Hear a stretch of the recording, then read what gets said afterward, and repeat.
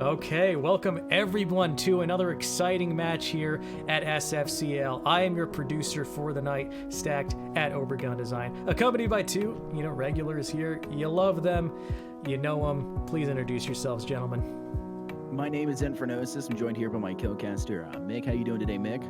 I'm surviving, dude. We're doing what we can out here. Yeah, so thank you once again, Stacked, for coming in and producing this. So this was a little bit last minute for you.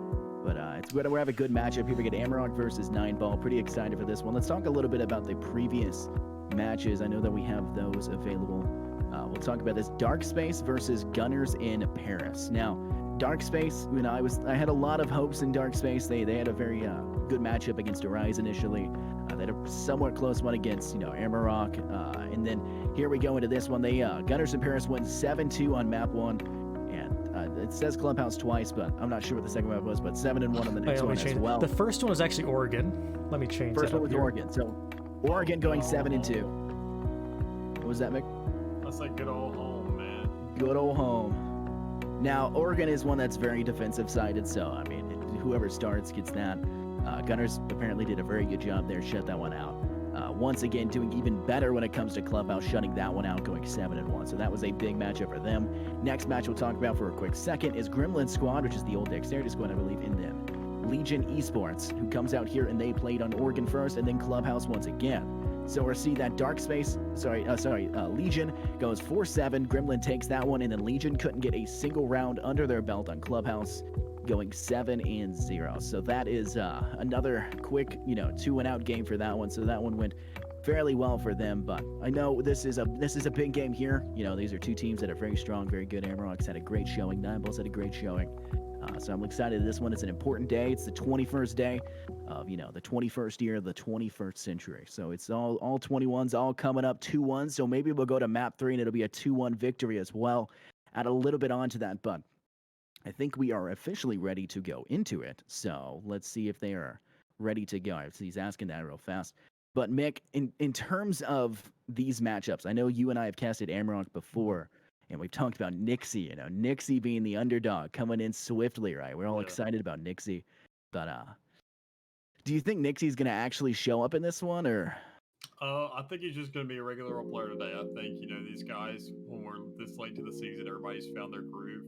Everybody's kind of going to be in sync as best they can. And all these guys, I feel like we're going to see a pretty even spread among the board until it comes around to a point where there's going to be these clutch moments, things like that. And that's the only real times we're going to see standout players.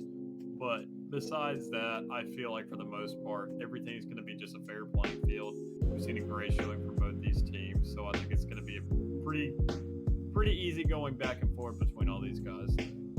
Now, we saw that Oregon and Clubhouse, obviously the popular choices for both Legion and Dark Space. For both of their matchups they had. For this one, we're actually starting off on Villa. Villa's a very fun one to do. That first floor objective I love to talk about in kitchen, inside dining hall. Hard objective to hold on to, very reminiscent of Season 1, Season 2 of Siege. We're heading over into Clubhouse. Of course, Clubhouse, we're going to see that once again. No Oregon this time. That one was not allowed to be played. But if it does go to a map 3, we are going to see Consulate. Now, Consulate is something that is so window heavy. Everything is so reliant on, going up to the side of the building and just rappelling up and then playing that aerial game. So I want to say that Villa can be window heavy.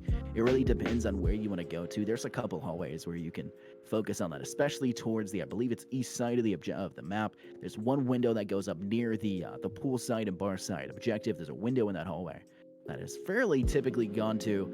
A lot of teams like to clear that, maybe bring a Zafia to cover that corner, that elbow in the hallway, and Ash that's actually repelling. So there's a lot of variability and things that could really work in regards to that. But the question that I'm worried about here is we have no Energize. And in the last matchup we saw where they actually did go to Consulate, Mans went off with Blackbeard. Absolutely went crazy in map 1. It all went in his favor. So if it goes to map 3, I'm pretty sure if 9ball has anything going for them, if they watch anything previously, they're going to do a dedicated ban for that, and they need to shut Blackbeard out because that map is ridiculous. Yeah, and it really comes down to what they do right here. If they do their research and know that they need to get rid of Blackbeard by any chance, then they're gonna go ahead and do that, and then we're gonna see a totally different game out of Energize today if it comes around to it. But I think each team, even if they don't ban him, but they want more annoying picks off the board, they're gonna sit there. They're going to prioritize those picks instead, because they know if it's just a single operator like Blackbeard they got to worry about, whose only utility is in terms of gunfights, then I don't think they're too concerned about that. Once they knock them out, they know that it's just a player off the board. There's nothing else to worry about in the long term of things. Yeah, and speaking of just worrying about in the long term, we're seeing the bans come into play right here. We can switch over to that scene for you guys. 9ball got their first ban off, banning Ace here on Villa, and then we see Amarok's going to get their back-to-back bans. They've started off with Capital, taking out the Clapmeister himself, shutting out those asphyxiation bolts, and all of that thing he has going for him in that regard. So it's going to be interesting because they get the ban, they're going to go and pick and lock it in. What will Amarok do for their defensive ban? And they will go for the Malusi, shutting down that roam potential for 9ball, which I do know 9ball has really good potential when it comes to roam. I've watched a couple of odds of their matches before. I've seen them over at 9ball. You know, Esports is their own tournaments they run. I've seen a couple of their players there. They like to roam. They have heavy roam potential. And in regards to the meta that's going on right now, roam is king, and it really shows the longer the season progresses. So here's the last ban for 9ball. Does shoot out and take out smoke. So bans we're not seeing here. Mira, Thatcher, big bans there. So Thatcher is still in play. Mira is still in play. Kaid has not been banned, which would make sense, all things considering the fact that Thatcher is in play here. So they're taking up a different strategy here. They're not worrying about Heartbreach as much. They did ban Ace, so the fact that they banned a Heartbreacher when they're not worrying about Heartbreacher because they didn't ban Thatcher, it seems a little strange to go for that. Personally, I was going to bring up Maverick, because usually with such a big map, you see people like that who can shut down roamers. So, I mean, Nomad would also be a really good pick, but both sides benefit so heavily from having a Nomad that, you know, it's only beneficial to them to sit there and have her back in the pool and keep her in for both sides. But I'm just kind of surprised I didn't see a Maverick, because usually, in my experience, that's what I've seen a lot of. He has a really solid gun, really solid utility. Even if it's a guy on objective, it's a way to just lock him down and make sure he's checked in. So, you know, really interesting picks here, but, you know, not very surprising nonetheless. All in all, though, I think, you know, each team knows what they were doing in terms of these picks, and it's going to create a really interesting matchup in the long term of things. Yeah, I think they're really going to have to worry about 9ball right here on the defensive side, over here inside of this objective between Pool Room and over there in Aviation. So in regards to how Amarok's going to try and push this, like I had said before, and I was wrong early, it's the west side window I'm talking about right there in the top left corner of our screen. That window is very dangerous for an attacking side to try and push into, which is why you'll usually see an Ashe go up into that, where maybe see Nixie hold that, and maybe Neo 2 coming around the other side. And speaking of Neo 2, I've spoken about this before. He was a substitute in the last matchup, and we had brought it up to them as it had gone forward, and we had said, hey, are you going to be on the team in the long term? And, you know, when Nixie said, he said, hopefully, yeah, they're looking forward to it. They want him to stay on, and apparently they've kept him here. Neo 2 still in this one, playing that entry frag. We do see in the hands of the attacking side, we're seeing Moshizo. No Nomad is banned, which is something very common on this map, at least that I've seen. We have a Hibana in play. There's no way to shut that down. For the attacking side, there's no way to flank besides the IQ. If they can play from below to get rid of any, you know, that bandit trick over there, even a Mira, which is in play. Yump 9ball is using that right now. There's a lot of viability, but speaking of viability, there is the early frag for Amarok. Key shuts down Detach, and now it is a 5 versus 4 with 2 minutes and 11 seconds left. We see Key droning it out once again. Can't shoot that wall. He's got to decide what to do. But I'm excited to see what Amarok pulls out here. They've had very successful matches previously. They've had a lot going on. I'm very excited to see Amarok push forward, but I'm not looking forward to what Neo 2's right now. He has already dropped very low. Good shots coming from that elbow corner I talked about previously. And like I had called, it's not Nixie on that window. We, in fact, see Energize on that window this time. Team captain himself holding that side, trying to get that hallway cleared, but he can't as the run out from Taboo jumps out and drops Energize out for the count as Neo 2's now in a frag fight over here inside that hallway, trying to get anything going from inside Classical Hall, but it is just not going in that direction. Yeah, I think we've seen a lot of, you know, it's really exciting to see these guys, especially on attack, how quickly of a kind of introduction they made into the building. As we see all these early picks going on right here, these early little trades going on. And it creates a little fun game to watch for us, especially when you see these guys, even if they're not getting kills, you know, just knowing where each other are, trying to strafe out and kind of give this suppressive fire. All in all, it creates a really interesting matchup that shows that both these teams are readily available to know where each other are, and it, you know, kind of makes things a little hectic and more fun to watch for everybody.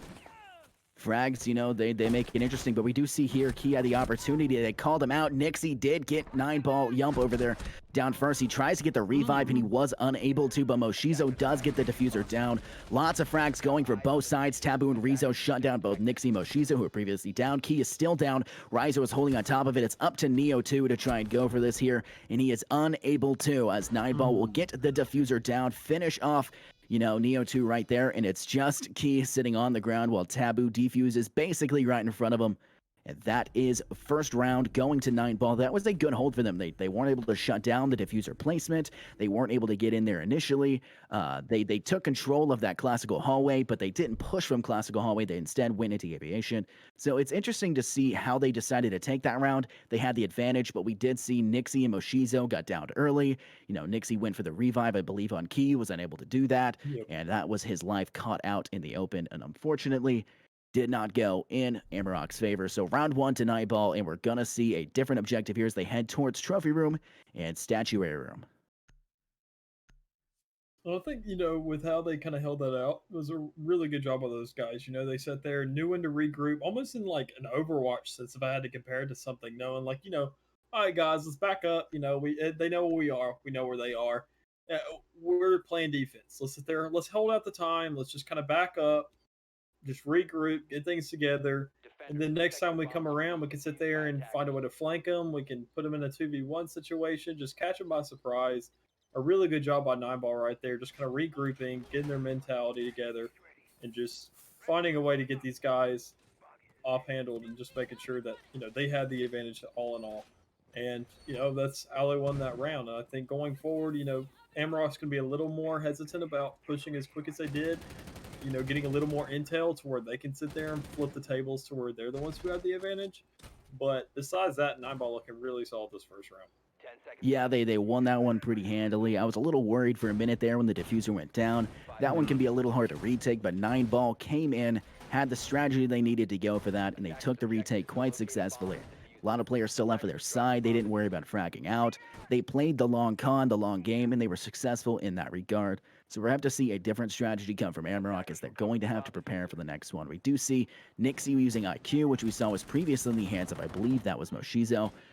We see Energize on Thermite Key. They have 2 Hard Breachers. The one thing we got to pay attention to, there's a Nitrocell thrown. Detach going for that, was unable to get it, but he does actually tag Key there. The Roni being very successful with the 1.5. If Detach peeks this again, I would actually be kind of shocked.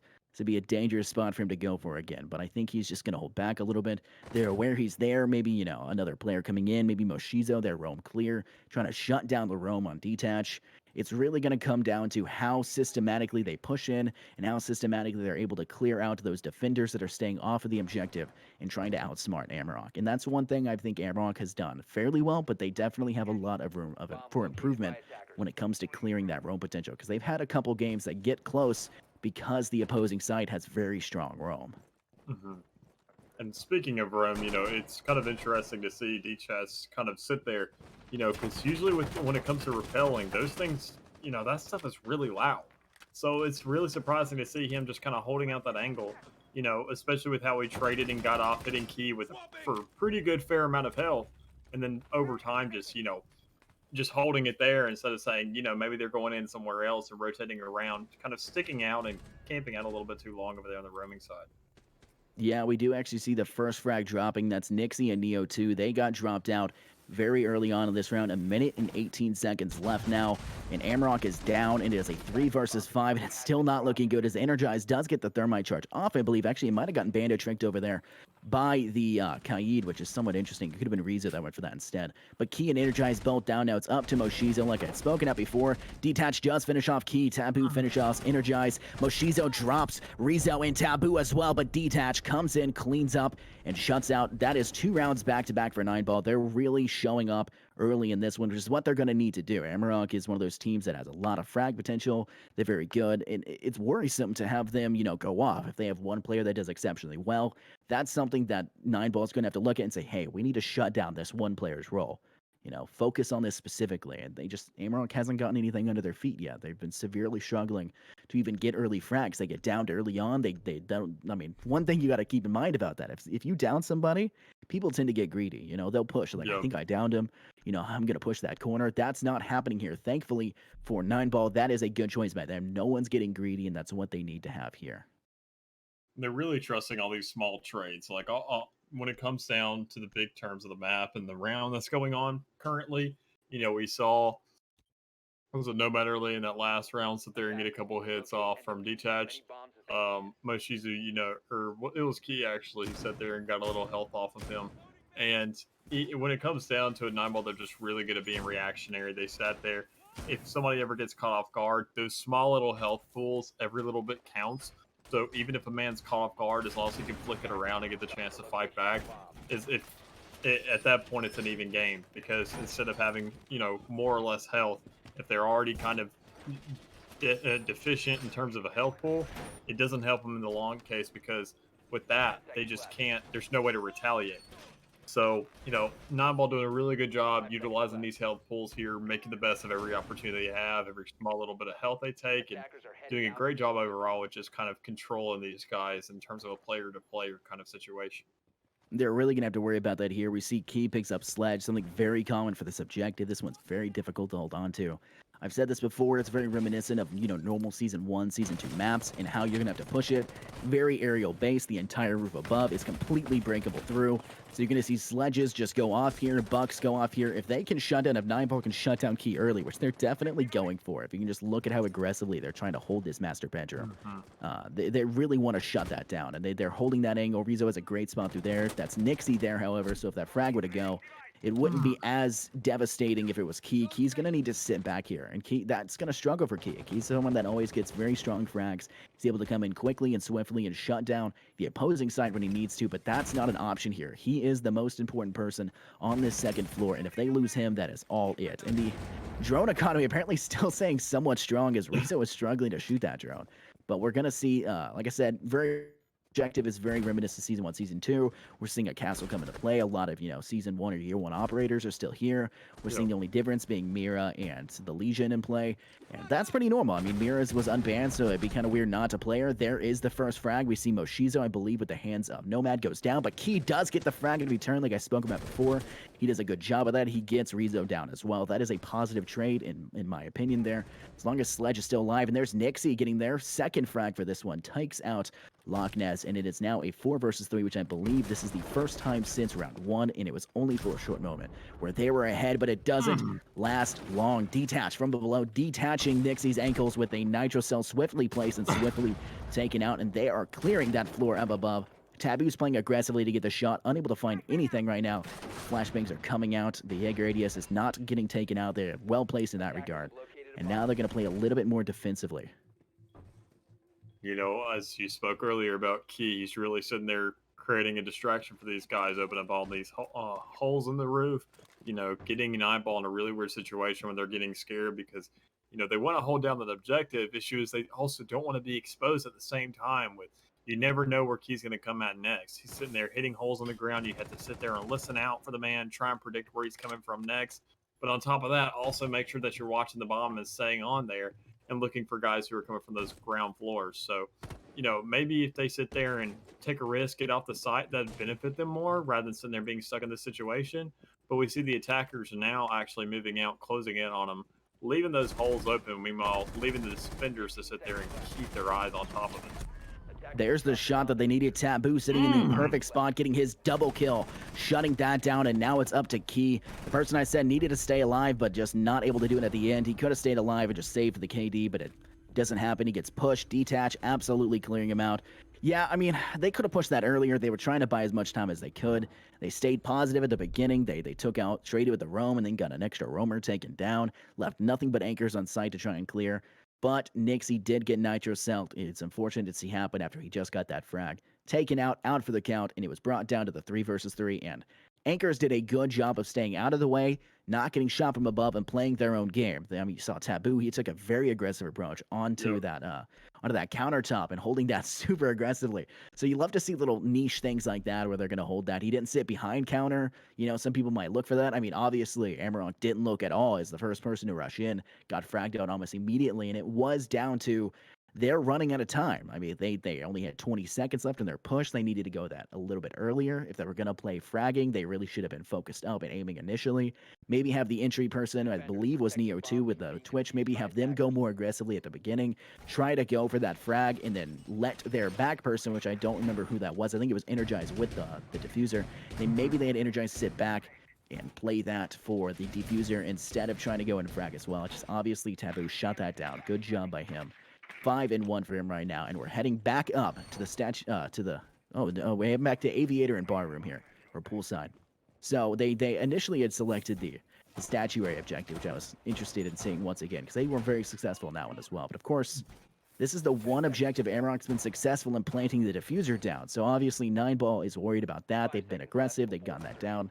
It's really going to be whether Amarok can stay alive and position themselves well, because they kind of put themselves in a corner in that south side of Aviator. Yeah. I think this time around they're more prepared. They know exactly what these guys did last time. Probably expect them to do the same thing around this time.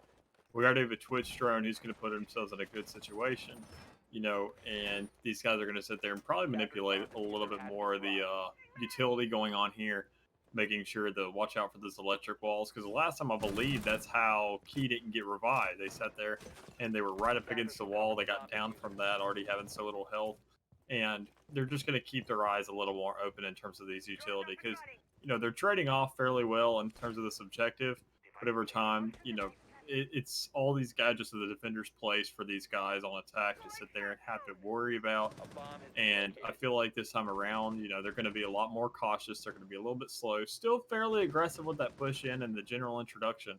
But once they get inside, you see they're playing a lot slower. Look at how aggressively Loch Ness was holding down right there. Look at how aggressively Loch Ness was pushing that. Neo 2 went there initially, peeked, Loch Ness caught that out, but Neo 2 crouches instead of peeking the exact same spot and caught Loch Ness out, but Loch Ness does get the higher of that fight, shutting down Neo 2, which Neo 2 was a huge fragger in the last match they had. Easily carried them map 1, but not able to do that right now as Key also drops. There's their Buck out for the count, not able to get anything going for them, and it's now Moshizo dropping out as well as Detach clears out that kill, and it is a 2 versus 5 with 1 minute and 23 seconds left here. So Detach has a great shot, shuts down Nixie, 1 versus 5. Could this be a flawless round for 9ball? Obviously, they knew how Amarok was going to push that. They've already played him once in this objective. They were successful there. Detach almost gets shot, unfortunately, for Energized, I should say, not peeking in the right spot, shot towards the doorway instead, and, Detach once again. Flawless round, I spoke about it. This is not looking good for Amarok right now. They've done very well in their previous maps. It's just not doing well in this one, and basing off what I'm seeing here, Amarok picked Villa. I shouldn't be incorrect, but I'm pretty sure Amarok picked Villa. 9ball is really sweeping this right now, 4-0. And they're going to have to worry about that when it heads to the halftime, when we switch sides. And they need to get at least 1, maybe 2 rounds under their belt and then play for the other side. That would put a lot of stress on them. But right now, if they go out and get swept in this half, there's already enough stress on their shoulders. So they're going to have to think about how they're going to play the next half, but they also still need to worry about this half. They need 1, 2 rounds still under their belt, and they're going to have to win them. Otherwise, it's going to be a massive comeback, a big uphill battle for them. And I don't think Amarok has that in them, because little mistakes are abundant when it comes to their side, whether it comes to one person getting fragged early or, falling apart when one player gets taken out like we saw there. Once the first was dropped, it was just 3 back-to-back. No chance for them to make a comeback, and they're going to have to make the full comeback, the full 9 yards here. Should I say the full, 7 rounds if they lose the next 2. And even then, if they lose the next 2, in that case, they got more to go, because then we have to go over into overtime. And I think these guys are well aware of that. They're sitting there trying to switch some things up. We're now seeing, Bug being utilized. We're seeing remotely kind of the same people besides that. But I think they just feel like they're a little rusty, because otherwise you'd see usually at this point a lot of operator changes, shifting confidence of the guys sitting there saying, hey, maybe this isn't working. We need to switch up, exactly what we're utilizing. Switch up some things around a little bit, keep the defenders on their toes. But these guys are really just sticking to the same thing they have so far. And with that, I think they're ready and they feel like they can do this, but there's just small slip ups here and there that they got to fix, because this roam game is really shutting them down. And I think they're losing these individual fights when they really need to group up and win them. Yeah, we do see the first frag does drop for Nixie there. He does take out Taboo, who was going for that little bit of that run out. Does not work for him, and Rizzo follows through, however, shutting down Neo 2, had gone absolutely ham. Map 1 last match. Not doing well now, 0-0-5. And now we see that Moshizo gets Rizzo as well. This is a round they desperately need to win. They still have their hard breacher in play. They brought a Thatcher for this one. They can clear that master bedroom hard wall. This is what they need to do. This is how Amarok needs to play this. And if Detach here is playing in a very dangerous spot with Amazi in play, and he has a drone in there for information, this could be a huge, huge deficit for Amarok if he is able to catch them off guard. We do see they're putting a little bit more focus elsewhere as Moshizo is coming from the southwest side near Classical Hall. Here's the shot. It does not get anything in return, just kind of spray through that door, which is not a bad idea. We see it does get traded back, and there it is, 3 versus 3 now as Detach comes in. They now have no one holding Master Bedroom, and Energize cleans up Detach as well. They still have their Hard Breach and Thatcher in play. This is what they desperately need. They need to hold on to these two if they're going to break in through Master. They don't seem to be pushing that. It could be a fake in that regard. Energize may instead, they may go for the left side objective, for that west side objective, and not for Statuary. We do see Energize pushing this quite aggressively. It's going to come down to who can get this frag on entry. They still have a player up. Nixie's playing that aggressively, but Loch shuts that down, and that is a trade they needed. Energize going up onto him, and is now Yump trying to hold on. They have an idea about where he is. Where will Energize start planting? How will they plant the diffuser? He just places it there. Smart decision by him. The Nitro Cell, though, it was a bait. Great plays. Energize only takes about 26 HP off, and Energize cleans up Yump. That is the round they desperately needed going into this. Great job by them. Glad to see they're having the confidence now that they've won a round. They're like, we have this under our belt. We have this match, right? They needed to win that, and they desperately got it. So looking forward to what they're going to do in the next one as they head towards, see what objective defense side here. They're going to pick the same one. Yeah, the same objective here. We're going to have to see how they go. We'll see the Thermite, Buckman play, the Thatcher play again. They played picks positively, and they played it the way they needed to, and I love to see that. How did you feel about the way they picked those picks? I mean, you saw Nixie rush in first and get fragged, but Energize cleaned up. Do you like that type of play style where it's like 1-1, or do you want to see like people stay alive longer? I like the way they sit there and picked off. I mean, we saw that Taboo and Detached are huge players for 9 ball here. They have the biggest kind of spread in terms of KD ratio. They've sat there and been the impact players so far. Really the ones who've stepped up. Taboo with that double earlier. Detached just being really hard on that roam game. And once the guys kind of developed their own little bounty board, I want to say, for their team, once they figured out, hey, these are who we need to pick off. It's, as long as we get them, catch these guys off guard specifically, in terms like as a cause and effect, we shut down the whole team because these guys so far they seem to be kind of the leaders. They kind of seem to be like the figurehead of the team right now with how they are in terms of their kills and deaths. So once we get them out of the equation, we're doing fine and dandy, and we can push however we need to because their kill leads are gone. These other guys can't win these 1v2 kind of engagements like they have. Yeah, I think that's something very worrisome for Amarok. They played well in that one. They got the engagements they needed to. I also like to see the back and forth. That's something that's always fun to see. A lot less lopsided than we seen the last round before that because, 9ball had that flawless round over on Aviator in poolside. So Amarok needed that. They got just absolutely shamed in the one before. They came back, won that one. 2 players positive in that. So it's going to come down to this. They're all pushing over towards south side. No one's going north side. We don't see that Taboo goes for that entry frag early by, jumping out. We do see they're playing one in Aviator, trying to watch that shot. And they did try to go for it. Neo 2's going to have to watch for that bank shot, and there it is. That as I'm calling it. Neo 2 shuts down Taboo. That's Neo 2's first frag, and a very good one at that. Got the right energy off of it. And he's playing this aggressively, not even using the IQ utility. Gets a double kill here. Shuts down Detach. Great frag for him, but he does get fragged in return. It is now a 4 versus 3 as Yump 9ball cleans that one up. And now it's all up to Amarok to how they're going to play this one. They have the player advantage. They need to play this entry frag. And it's really going to come down to if Yump can hold that spot still. I mean, that's one that's a little bit tricky and cheeky, I should say, to try and fight back. It's going to be difficult for them. And I think it's all going to come down to whoever's entering that, which is probably going to be Nixie here. We see, Zafia, an entry fragger, kind of pushing in like that. So if they can get that shot off and on the right spot, then it's going to entirely change the pace of the game. But Key is actually playing this more aggressively. They might hard breach that wall over there. We might see that, but we do see Key drops Loch Ness now into a 4 versus 2. There's a lot of frags dropping. I'm glad to see something like this. Do you think Amarok's going to win this round, Mick? I think they win this one, to be honest. Just seeing how they played last round as we saw, the first two guys to get knocked out once again was Taboo and Detached. So, I mean, we see Cade obviously stepping up, doing a little better here. Yump kind of holding that angle, doing really good about that. But overall, I feel like these guys, they know exactly what they've done. They've isolated the players. They sit there, oh, but sadly, not for that situation. But, you know, Oof. yeah, things really switching up here. You know, I still want to sit there and hope the best for these guys because I feel like they're doing a really good job isolating these players, knowing who they need to knock out. And then once it comes down to that, I feel like they just feel like the other guys on the team, like Rizzo and Yump and Logness, can't exactly stand up as they have previously compared to Taboo and Detach so far. Yeah, I mean, everything was going up. Amarok right there, obviously not working now. They got a lot of frags back to back. Like I said, Yump is going to be that determining factor, holding that angle, absolutely shut down. I believe it was Moshizo peeking that.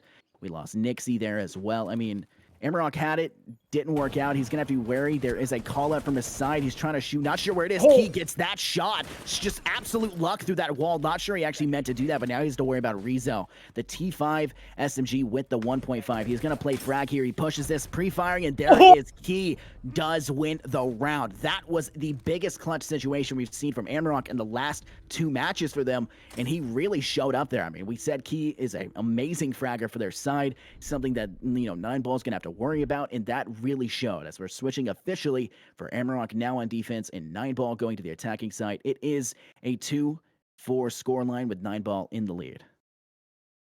Thank you, Key, for not making me look stupid. I was hoping I was putting my chips on you guys right there, and you paid out. So I appreciate that, man.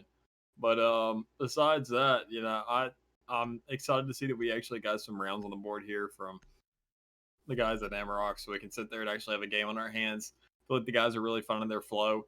Issue is now they have this switch to worry about. They have a whole new kind of composition to worry about on the other side of the field, especially seeing the first time we've seen Gridlock, but them also running a different kind of composition with Goyo, as we've seen. And I feel like with this, we're starting from scratch now.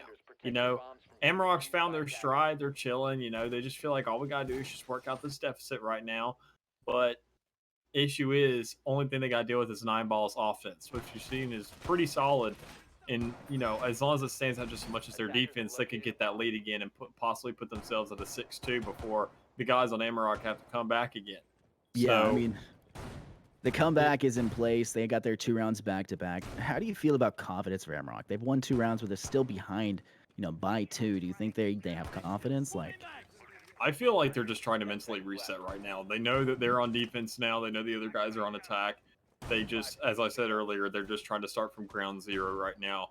You know, they're not on the same situation where they're having to fight, where they're having to adapt. This, you know, all these details in terms of adapting to a new game and things like that. But with all of that to be considered, I think, as I said earlier, they're just starting from ground zero. I don't think there's a confidence level in it. I think they're just kind of settling with what they got. They're going to sit there, play the objective as best they can, keep on moving on with the game. Think that, you know, these guys are a totally different team on offense as they are in defense, which is usually the case. So besides that, I think they're just looking for what's to come and how they can play against it or how they can beat it. yeah, I think Amarok definitely is going to be playing their own game when it comes to defense right now. They have to desperately.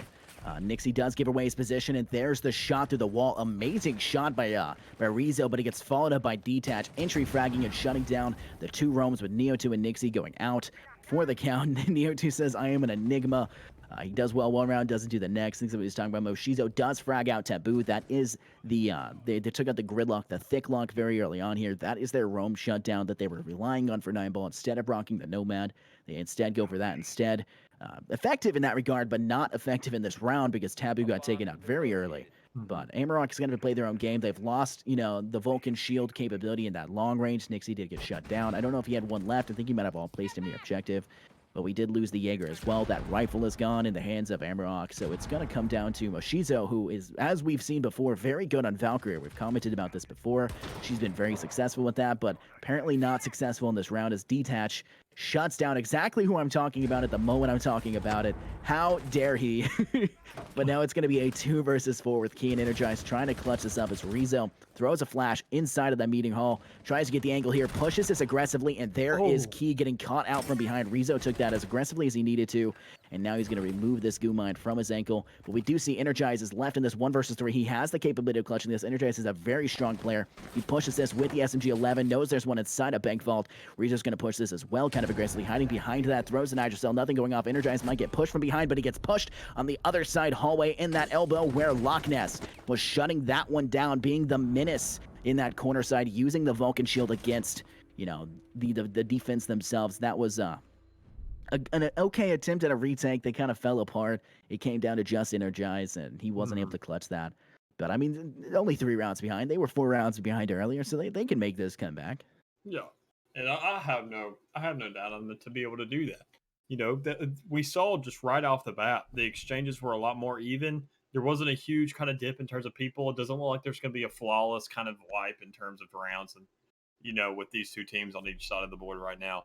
But with that being said, there was a lot of, I feel like Nineball kind of was really good about their attack. They sat there, they were getting onto site pretty well. And what I love seeing in these, these post-collegiate kind of professional scenes is where you see these guys taking the kind of risks that other people aren't willing to take. In ranked, everybody wants to sit there and dog on guys for sitting there being like, oh, you should be a little bit slow with your gameplay, things like that. But these guys are like, no, that's what they're expecting out of us.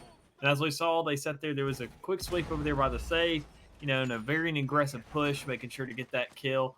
And I don't think they saw it coming, and that's exactly how they reacted the way they did and got the kill.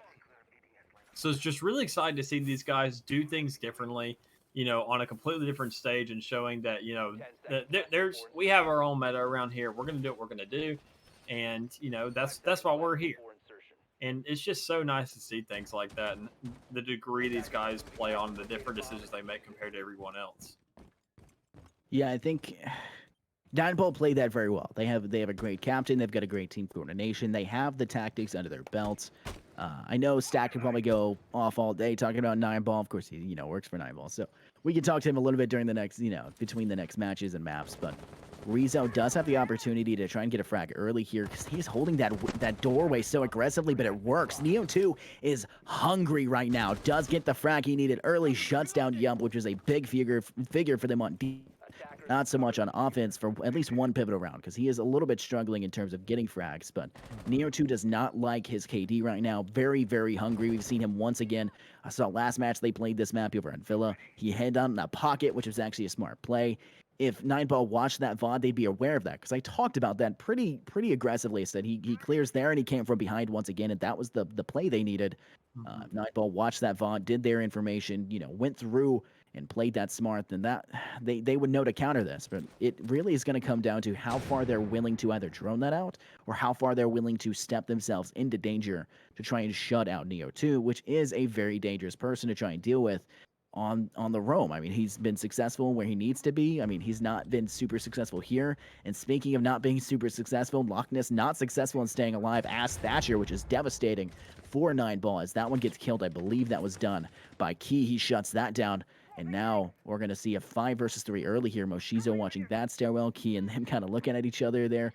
Almost shot her in the head. Could have been a little bit dangerous. Maybe a little bit funny. Detach pushing inside kitchen objective. This isn't the objective here, but, pushing inside kitchen. Trying to clear outside China room in this hallway, but Energize clears out Rizzo. And now we might see Moshizo get this frag. Moshizo, she's pushing this. She's getting aggressive, and Detach sprays a little too high, and there it is. Detach does get Moshizo, but Detach did not get out of that free. Key gets that cleanup. They were low at the end of the fight, and now it's come down to a 3 versus 1 as Taboo also proceeds to clean up Neo 2. That roamer I talked about not being as effective, probably the Nomad being the pivotal point in that, and unfortunately losing one of the utility for the Nomad being shut down by the Wamai play. Nixie placed that very well. I would not have expected that either. Something you need to see from Nixie is he can struggle sometimes to get those frags, so seeing him come in and play utility well is something we desperately need, or Amarok desperately needs to get that. But unfortunately, the Vulcan shield facing the wrong direction, but Key doesn't care at all as he shuts down Taboo, and that is Amarok winning the round they desperately needed there once again. Clean kill, right on, stayed on the whole time. Great job overall. How did you feel about Nineball kind of playing that slow? They got 1 killed early. They had to worry about stairwell for Neo 2. That ended up not going anywhere. They did clean up Neo 2, but do you think they put too much focus on shutting down the roam in that room, or do you think they put not enough? I think they put too much into it. These guys were a little bit too spread out, as you saw. So with how they sat there and got into one gunfight, another dude was just right there ready to clean it up. I think there was a lot of people who were silent but deadly in terms of, Amarok on the defending side. You had guys who were, being smart about their decision, knowing which fights to pick, which ones not to. As soon as they sat there and, Neo got that early kill, they sat there and said, all right, we can slow down. We got numbers advantage. I hear it all the time. And when I'm in that playing situation, I hear it all the time. Numbers, numbers, numbers, meaning play your numbers. We're up, we're slow. If they sit there and take the objective, well, we know what's in there and we know what's going to be different if we go back in. So let them take the objective if they got to. But in the meantime, they don't know we're roaming all that much. So you can just kind of chill out, let them be super skeptical of everything, let them get into a fight. If somebody slips up, that's okay. We got another man to come in and trade it. And that's what they did overall. And in the end, they just got the round playing it like that. And it was, super consistent, super smart, and really efficient on their end. Yeah, I mean, it really comes down to brutal efficiency. Small mistakes ruin everything. Like if a team has that roamer and they accidentally make that audio cue for the other side for Amarok for 9ball to shut down that roam, that is detrimental. And we did see Neo 2 got a frag early. He had the audio cue there, but he won the gunfight against 3 players with that opportunity. I believe that was not Yump. I believe it was Taboo on the window initially that was holding down that east side window inside of that meeting hall. That was the opportunity to try to trade that, but they didn't get it. And it kind of fell apart. Small mistakes are everything. And unfortunately for 9ball, despite Neo 2's small mistake of giving that audio cue and kind of giving away his position, he still out-fragged them in that fighting situation, and it went in the favor of Amarok. They ultimately won the round, and that was a big point for them. And it's going to come down to on this objective now. This is going to be difficult for them. I mean, they're going to have to hold this smart. They're going to have to hold this well, and it's going to come down to, can their roamers stay alive? We see Key stepping away. He's holding out in statuary room. He's trying to clear that drone, does successfully get it, but they know where he is now, and it's going to be hard because they do push that aggressively. The Zafia utility coming out to try and get that, the disorient, the drunk effect going off, nothing happening for him. He's got that Vulcan shield there. Nixie as well. Nixie recently got shot through that soft wall, which is now reinforced. We can see right there next to Key here. It's going to come down to how the first frag is going to go and which team it goes in favor of. Rizzo sitting inside bathroom, and Neo 2 does drop Taboo, once again being the entry frag they needed against the attacking side, and it's going to once again probably go in Amarok's favor statistically speaking, but it continues to go. Mushizo, she gets a nitro cell, but detaches Key's head from his shoulder, and Nixie gets another kill, shutting down Loch Ness. That's big for Nixie here, cleaning up what he needed to. It's Detach and Yump trying to clutch this one up in a 4 versus 2. Man, Key knew where he was. He sat there, he kind of stretched it a little bit. He had the advantage with the angle. They had to push in because you're playing defense. Moments like that, you got to take them slow. You got to just calm down and, just know where the guys are. If you know where they are, you can push it. Issue is when you have that shield in the way, it really just kind of cuts off a lot. And I think, the defenders, the rest of the guys on Amarok, they kind of knew that. And they sat there. We saw Neo get a couple picks here, showing that he's a lot better over here on the defensive side than he is the attack. He utilizes the element of surprise a lot to sit there and kind of come back in this situation. And it's happy to see, a player finding their stride, not exactly beating themselves up as much compared to, these early rounds. But all in all, just seeing a much different game than what we did in those first couple rounds. And super happy to see it with each team kind of learning as the game goes on, feeling each other out, and just finding a groove to sit there and create a nice little back and forth to show an actual competition at the end of the day. Yeah, I think it's much more nice to see teams go, back-to-back action, see, rounds go in both favors. When things are blowout, it can kind of get a little bit boring. You also have to worry about the, the confidence or so to say ego of each side. If one team gets swept, we don't want any teams leaving early. I know we've had a couple teams that have had to, fortunate situations or things of the sort.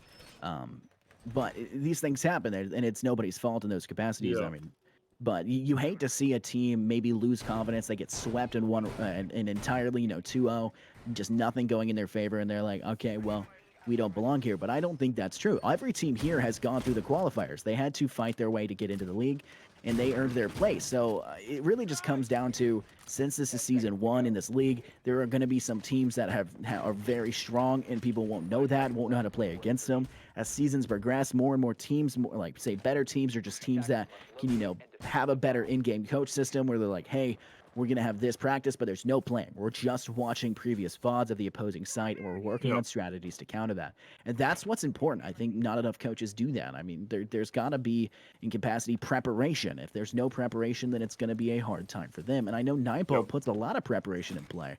So I believe it is Booker that is their technical coach for Nineball. Someone could feel free to correct me if I'm wrong. But he puts a lot of preparation in. He does a lot of coaching. He doesn't really play for them that much, or if at all. He does a lot of coaching, and it's very successful. As you can see, Nineball did do very well in that first half, but Amarok is making the comeback. And they're being very successful with it so far. 1 round away from tying it up. I know Nineball's 1 round away from match point, but it's going to come down to, are they going to lose their attacking side once again? I mean, they're going to try and play up above. They're going to try and hold out that objective. That's, again, reminiscent of an old-style objective, so they're going to try and play into the castle and play from Energize. Moshizo, she's, of course, playing the Valkyrie. She's very strong in Valkyrie, has a ton of time on Valkyrie. If Nineball can shut down the room, which they're definitely going for, to see Key is getting a little bit caught out here by Detach, but he luckily has this barricade up. This is saving his life right now. This is giving Detach, or should I say, it's giving Key enough time to kind of back away. So Detach will have to worry about that, but Key hasn't backed away. They've sat still. They've sat there. They're holding confidence that they can win this fight, and the drone does come in. Doesn't shoot it. Oh, this is close right here. Key might not have been spotted out by that. Does get the shot. Oh, Key my does goodness. win that fight, but does get fragged in return. Oh, my goodness. I can hear the excitement in your voice as well. Oh, that was an amazing trade right there. He stood up, took that frag. He's 9-6 right now, shutting down their entry frag Detach, who is 12-7. The only person doing better than him on either side. That is something they desperately need. They did lose both top frags on both sides, but Amarok is still definitely in this. They have the potential below. They have 3 nitro cells to block out from below as well. They don't have a pulse to spot it out, but when the sledge, hits that hammer on the ground, that's a nitro cell opportunity. They outsmart the play, and right as I called it, Moshizo shuts down Rizzo. That is the frag I'm talking about. Once that sledge hits that nitro cell from below, she got that perfectly. It's a little bit of a mind game. Like, where is he going to run to? How is he going to run? I got it, throws it, nails it, and that's what they needed.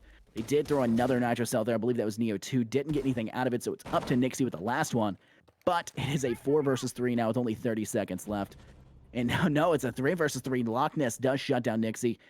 Who do you think's the next frag? No, I don't even need to ask. It's now a 3 versus 2 as Yump goes down. Energize cleaning up, and Moshizo, she drops Loch Ness. Great round for her right now, and it is a 3 versus 1 Taboo trying to hold on with the Jackal pick. Has the opportunity, pushes in, takes out Neo 2 in a 2 versus 1. He's next in the objective, has Diffuser, can plant.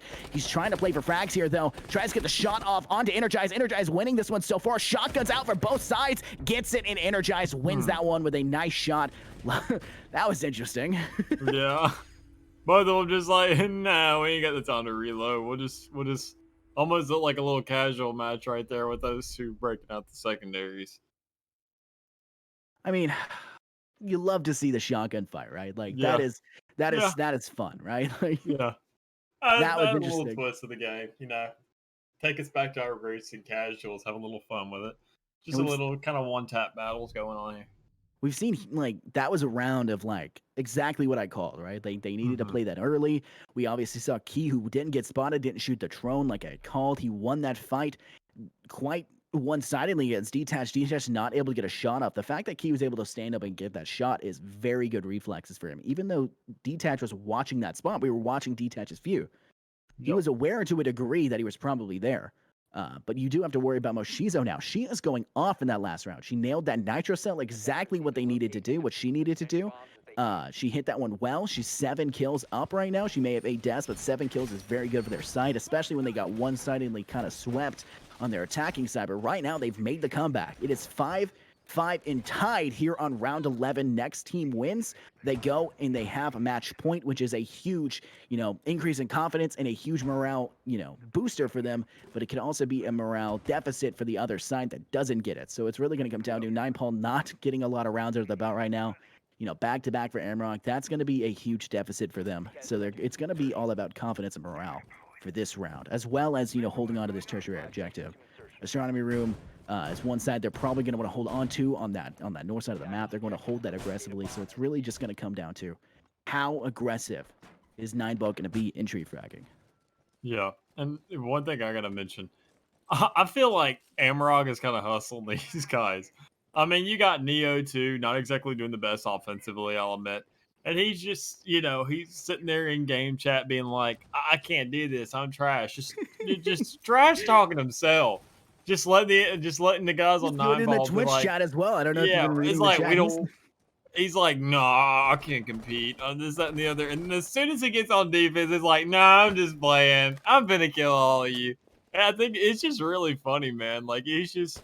I feel like they're getting hustled because I mean these guys once they switch on to defense, they're just like, all right, let's turn on our monitors. Let's play the game. Get some kills out here, and give Nine Ball a game to run for because like it's totally different once it's a switch. I just gotta say that like 6 rounds, and then we sit there see a 4-0, and we're kind of like considering what's going on here. And then later on, we just see like Amarok just bringing it back like this, and even then getting a first frag right here by Moshizo. They're doing it, man. Yeah, she got that frag. I mean, she got traded by Rizzo. Moshizo got killed by Rizzo. There's a lot of rhyme going on right here. They could start a battle. Nixie does get Yump. Loch Ness does get Nixie. Once we talking again, back and forth. Oh my Key and God. Neo, they drop both Loch Ness and Rizzo. It's now a 3 versus 1 taboo here. It's looking like match point is going to go towards Amarok as Energize gets that kill. Now, it is a defense-sided map. Like, that is fairly obvious from the side of this. Even if you don't know something like that, if you can just kind of inference, obviously the defenders are having an advantage here. Whoever's got defense is winning the more rounds, but that is a huge thing for them. I mean, they've been successful. Amarok has really shut down Nine Ball. They've been able to come in and clean out when they needed to. They got the 2 rounds I spoke about that they desperately needed on the defensive side. They on the attacking side. I mean, they were able to get the 2 rounds they needed right at the end. It's sorry, Neo2 is saying he wants 12 deaths. He wants the 12 deaths, but then he said he's not going to be able to get it. And then he said, wait, no, overtime. And he said, wait, no, never mind. So he is willing to go to overtime to get 12 deaths. I mean, this is dedication right here by Neo2. What are you doing, dude? Come on. Mans is going out of his way for I'm that. so confused. He's trash talking himself. Then he starts doing great. Then he's like, I want to die. Like, what are you doing, man? Yeah, I mean, this man is he's on a whole nother level right now. He's an so entertainer of a player. I love it. I love this guy. That's the one thing I wanted to talk about. I completely just zoned over it. You're 100% right. He very much so a personality, and I have to say, Amarok is entirely a personality. We've spoken with Energize before in an interview. He's fun to talk to. Moshizo, she's been very fun to see do well on some maps and then really pop off on others and maybe lag behind. Same thing with Nixie. Nixie can struggle on some maps and then other maps really just go off. Right? These are things that are this is their personality traits. They joke about it. They're aware of this. They talk in the chat. They're very much so you love to look at this and go, wow, they are here and they're having fun, right? They're not just here and this is some really big sweaty environment for them. Obviously, they're trying. They're doing very well at trying right now, but they're having fun with it, which is something you love to see in any level of play, people having fun, right? No pro player comes in and goes, I absolutely despise every portion of this game. I don't want to be here. And when they have that attitude, they're probably going to lose, right? If you don't enjoy what you're doing, then you don't do it, right? And it's pretty plain and simple in that regard. And obviously, despite Neo2 trying to go over 12 deaths, he's having fun with it. He's coming in, he's trash talking himself, just chatting in the chat. Nine Ball isn't chatting back. They're like, just ignore him, right? But obviously he's showing I will not be ignored, right? He is showing up. He's gotten the kills he needed. He's gone, hey guys, I'm here. Neo2 does get a frag early, just takes out the top fragger. That was a blitz in the hands of Detach. Gets taken out with a headshot. I believe that had to have been from behind, not at the opportunity. Neo2 is trying to push for this outside window here, trying to shut down Yump. Like I've talked about before, that might be a throw. It doesn't make it out, though. It's very close. He probably is just trying to get it, kind of step away a little bit. But it was a down in the process, so that could have been pretty big for them. Taboo not looking good in his health right now. And it is a 5 versus 4 with 1 minute and 48 seconds left on the clock. Yeah, and I feel like, talking about how you talked about 1, preparation in terms of coaching and looking at VODs, and then 2, I think also a big factor is I feel like these guys on 9 Ball, they constantly have that mindset of playing competitively. Meanwhile, Amarok, as we see, preparation goes so far, and we also see that synergy goes so far. Mm-hmm. And a perfect team sits there and combines those 2 elements perfectly to sit there and create an efficient push, efficient kills, just all in all being a super smoothly operating team. And I feel like we see a clash of 2 titans going on here with the guys. It's like, all right, we've seen the VODs. We know what they do, this, that, and the other. But then we also see Amarok, who's just personality, as we mentioned. They're just like, these guys think we're doing this, but I mean, we're just really playing. I mean, we don't have anything ready. I mean, we just play with each other and we have fun with it. And then I think that just like, you know, throws these guys almost a curveball at every point to where they're like, what are they doing? Are they even taking this seriously? Yeah. They're just not to the same extent y'all are. And I feel like, you know, it shows those two characteristics going only so far. Yeah, and speaking of two, Neo 2 drops double kill, shutting down both Yump and I believe that was RZA with Buck. He did see Nixie got fragged in return during that process, and Loch Ness is going to shut down Neo 2, but not before Key does get a kill and shuts down Taboo. And now Loch Ness gets rushed. He pushes through the Vulcan fire. That is Moshizo. She did a very good job just going for it. Gets that kill. No, just absolutely pushing that right there. Great kill for them. That is Amarok winning map 1 in a map that nobody really thought they were going to win that. I mean, it was 4-0 at one point. They managed to make a comeback and bring it to the 4-2, but the first map went to 9-ball and became 5-2, and they had to play that comeback. It really came down to Amarok had to make and go for that huge comeback, and they were successful. They won that out. Key and Neo 2 dropping 10 plus kills each, 11 for Key. Moshizo not lacking behind, dropping a 9 bomb. Detach dropped a 12 bomb, but it wasn't enough. They really could not shut down how dominant Amarok was, and it really showed for them. Like you said, synergy is everything. You don't see professional soccer players in, say, FIFA or like, you know, La Liga, these huge leagues for like Spanish or Premier League. You don't see these huge league players playing a team where they're not happy, right? There was a big story about this just like a year and a half ago. Bale, biggest player for Welsh, like the biggest Welsh player in the world for soccer, and he was very unhappy for the team he was on, and he refused to play. Literally would not have any playtime because he wanted to be traded. And that just goes to show he was not going to play in a team he was not comfortable with, despite, you know, the big bucks money coming his side, because it was La Liga, the biggest league in the world, right? But he refused to play. He didn't care. The money meant nothing to him. He wants that synergy. He wants that thing. And I believe any team here that I've seen so far, I think Arise has probably the best synergy of all the teams I've seen so far. I mean, they'll talk in chat just like Amarok does, but Arise also, you know, constantly messages inside the Discord, which, by the way, feel free to any of y'all watching to join the Discord here for SFCL to be tuned in for when the matches are going live. They'll constantly tag in general chat. I mean, Amarok obviously has, you know, they talk to each other and they're having fun with it, but there's a big difference between teams that have synergy and teams that don't. You know, people with synergy can have one bad game, but they work well together. So, in all, as long as one person maybe lags behind, they've got another player or four to and you know, make up for that one deficit, right? It's a huge thing. I'm sorry. I just gotta look at Neo 2 in the chat here. I'm here to have fun, not to win. I'm gonna do the dumbest stuff possible. Is that was a 7-5 scoreline? Yes, sir, it was. Now, watching that matchup, I mean, obviously it was going in favor of 9-ball. A lot of people in chat were saying choked. I don't know. It's hard to play that map defensively. I mean, easy to play the map defensively. It's hard to play attack. So I feel that was more Amarok showing up. I think 9-ball did well. They obviously had rounds they were holding on. But Amarok showed up. They really showed, hey, you know, we can have fun and win this, right? We're here. Yeah. And I love to see that. I'd love to have that type of thing. This isn't a huge, massive pro league kind of scenario, right? This is a tier 4 league that's up and coming. There's a lot of really good players here with a lot of potential behind it. Teams that are really wanting to be here and, you know, try and go for that win heading into the next season as well. Will there be possible prize pool in play? I mean, like, there is a lot going for this, and they really want to be here in the end, and it's really showing right now. 9-ball playing a little bit more seriously, not talking in the chat. But Amarok comes out, huge comeback. The 7-5 scoreline does not show, for anybody that is coming in just now or anything that didn't watch, does not show just how well Amarok made that comeback. 7-5 doesn't seem like a one-sided affair, and it definitely wasn't in terms of rounds, but Amarok one-sidedly took that second half, only losing one round for the second half switch, which we saw, you know, 9-ball losing two when they were on defense. So, of course, we're going to switch to Clubhouse next. I believe that's for the switch over to the maps. I believe Stacked has something he wants to run in between. We'll take a little bit of a break. I believe Stacked will run something in between. You can correct me if I'm wrong, Stacked. We can keep talking if you want. Well, it's all right. I'm here in the background. I want to put the focus more on our commentators. But yeah, let's hop into some ad breaks just so our commentators can take, you know, a break if they need, maybe get a drink of water, and we will be right back.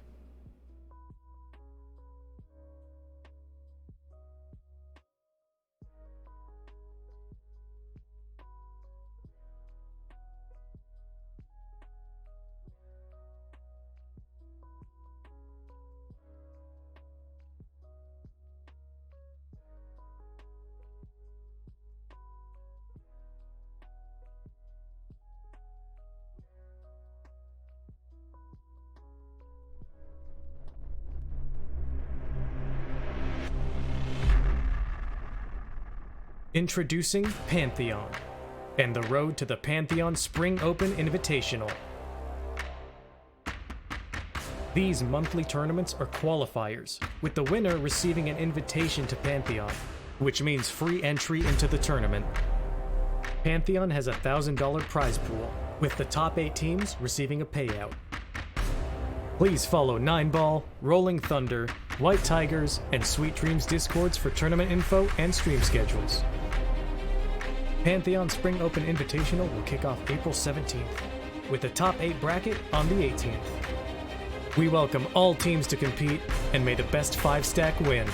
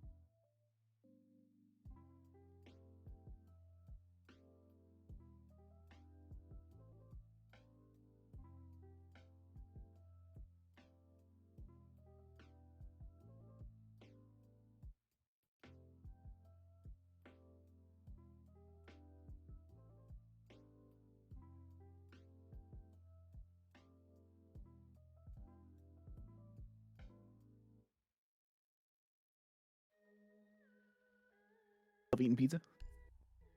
Yes. All right, so we are back. Welcome back, everybody. The Solar Flare Competitive League, like I said, the 21st day of the 21st year of the 21st century. 21s all around. Will this go to 2-1 as well? If it does, Nine Ball's going to have to win this one to, allow themselves to go to the overtime. But that was a pretty, I don't want to say one-sided affair, pretty fun-sided affair. Yeah. Because we talked about, we're loving watching the chat as this is going on. We love to see everything going on. We're seeing, Nixie and Neo chatting away. I see Energize is apparently playing Osu to warm up between maps. People play Osu all the time. That's a classic. Warming up for a CSGO competitive match. They do I don't want to jump into casual or something like that. Instead, I'll jump into Osu, Some people like music. Some people like to play that type of game, but I'm not that one guy. Are you one of those guys, Mick? I know you play League of Legends. So do you play Osu to warm up for League of Legends? I haven't gotten around to playing Osu yet. I've honestly seen a lot of friends play it because I do love rhythm-based games. Mhm. Like being a drum set player and like a huge musician, I love like rhythm-based stuff. Like I've been looking at VR recently. There's Beat like Saber? Beat Saber, and then there's also something called Pistol Whip, where it's the country version of it. Instead of that would fit you instead of quite well. swords. Exactly. You know what I'm saying? I just feel right at home, just shooting things and doing it right on beat. But besides that, I mentioned this last match that I talked about a fun side of the fair, talking about Amarok. I really love what they did and how we mentioned Nine Ball talking about how they come in prepared for things, looking at VODs, having all these coaching sessions. I feel like with people like Amarok, you can't do that. I feel like with the thing, they're such a wild card and they always love doing like different stuff. They're just it's going to be different every time. You can be ready for something. You come into the game expecting something, seeing that beginning layout, how they are during that preparation phase. And then as soon as the round starts, it's almost like they're just last one to get to a corner is a rotten egg. Like they just spread out as quick as possible. And it's just it's like an Easter egg hunt, but you got to kill the Easter eggs. It's just what's going on here, dude? You're what you're saying here is that Nine Ball's out here playing Rainbow Six Siege, and Amarok's coming out here trying to think it's Easter. They're playing schoolyard recess games. Is that what you're trying to Yeah, and it's so funny to see him actually win with stuff like that. It's so funny. Yeah, like I said, it's hard to get a lot of conversations on a Nine Ball sometimes. They have a great lineup. No cap, their team is very good. They have a lot going for them. I've talked about Booker before. He's a great coach, co-captain. He was a force to be reckoned with when it came to the Nine Ball Draft tournament just 2 weeks ago. His side winning that one out and winning again, just the third time he's been in their Hall of Fame. But Amarok, they're good. They're coming out. If one player kind of lags behind, they've got 4 others to back it up, right? They have such good team coordination. There's such a friendly environment for them that it's so interesting to see. And I've talked about Arise quite often before as well. Arise is one of the teams that I'm fairly often watching and casting for, which, when you cast for a certain team enough, you kind of man, I want to root for this team. But at the same time, I'm I want to stay impartial on it. I'm definitely trying to.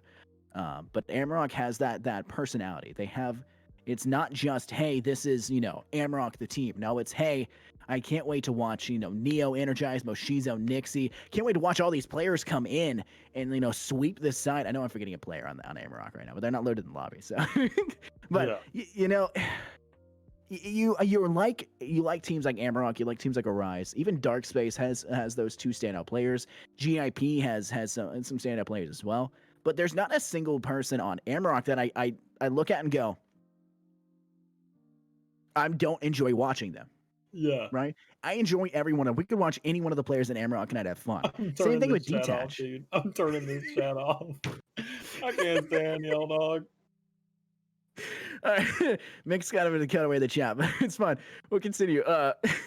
It's such a big deal, though. There's not a single player that's boring on Amarok. Nine Ball's fun to watch for, their technicality. They're playing is such a good level. They're doing so well.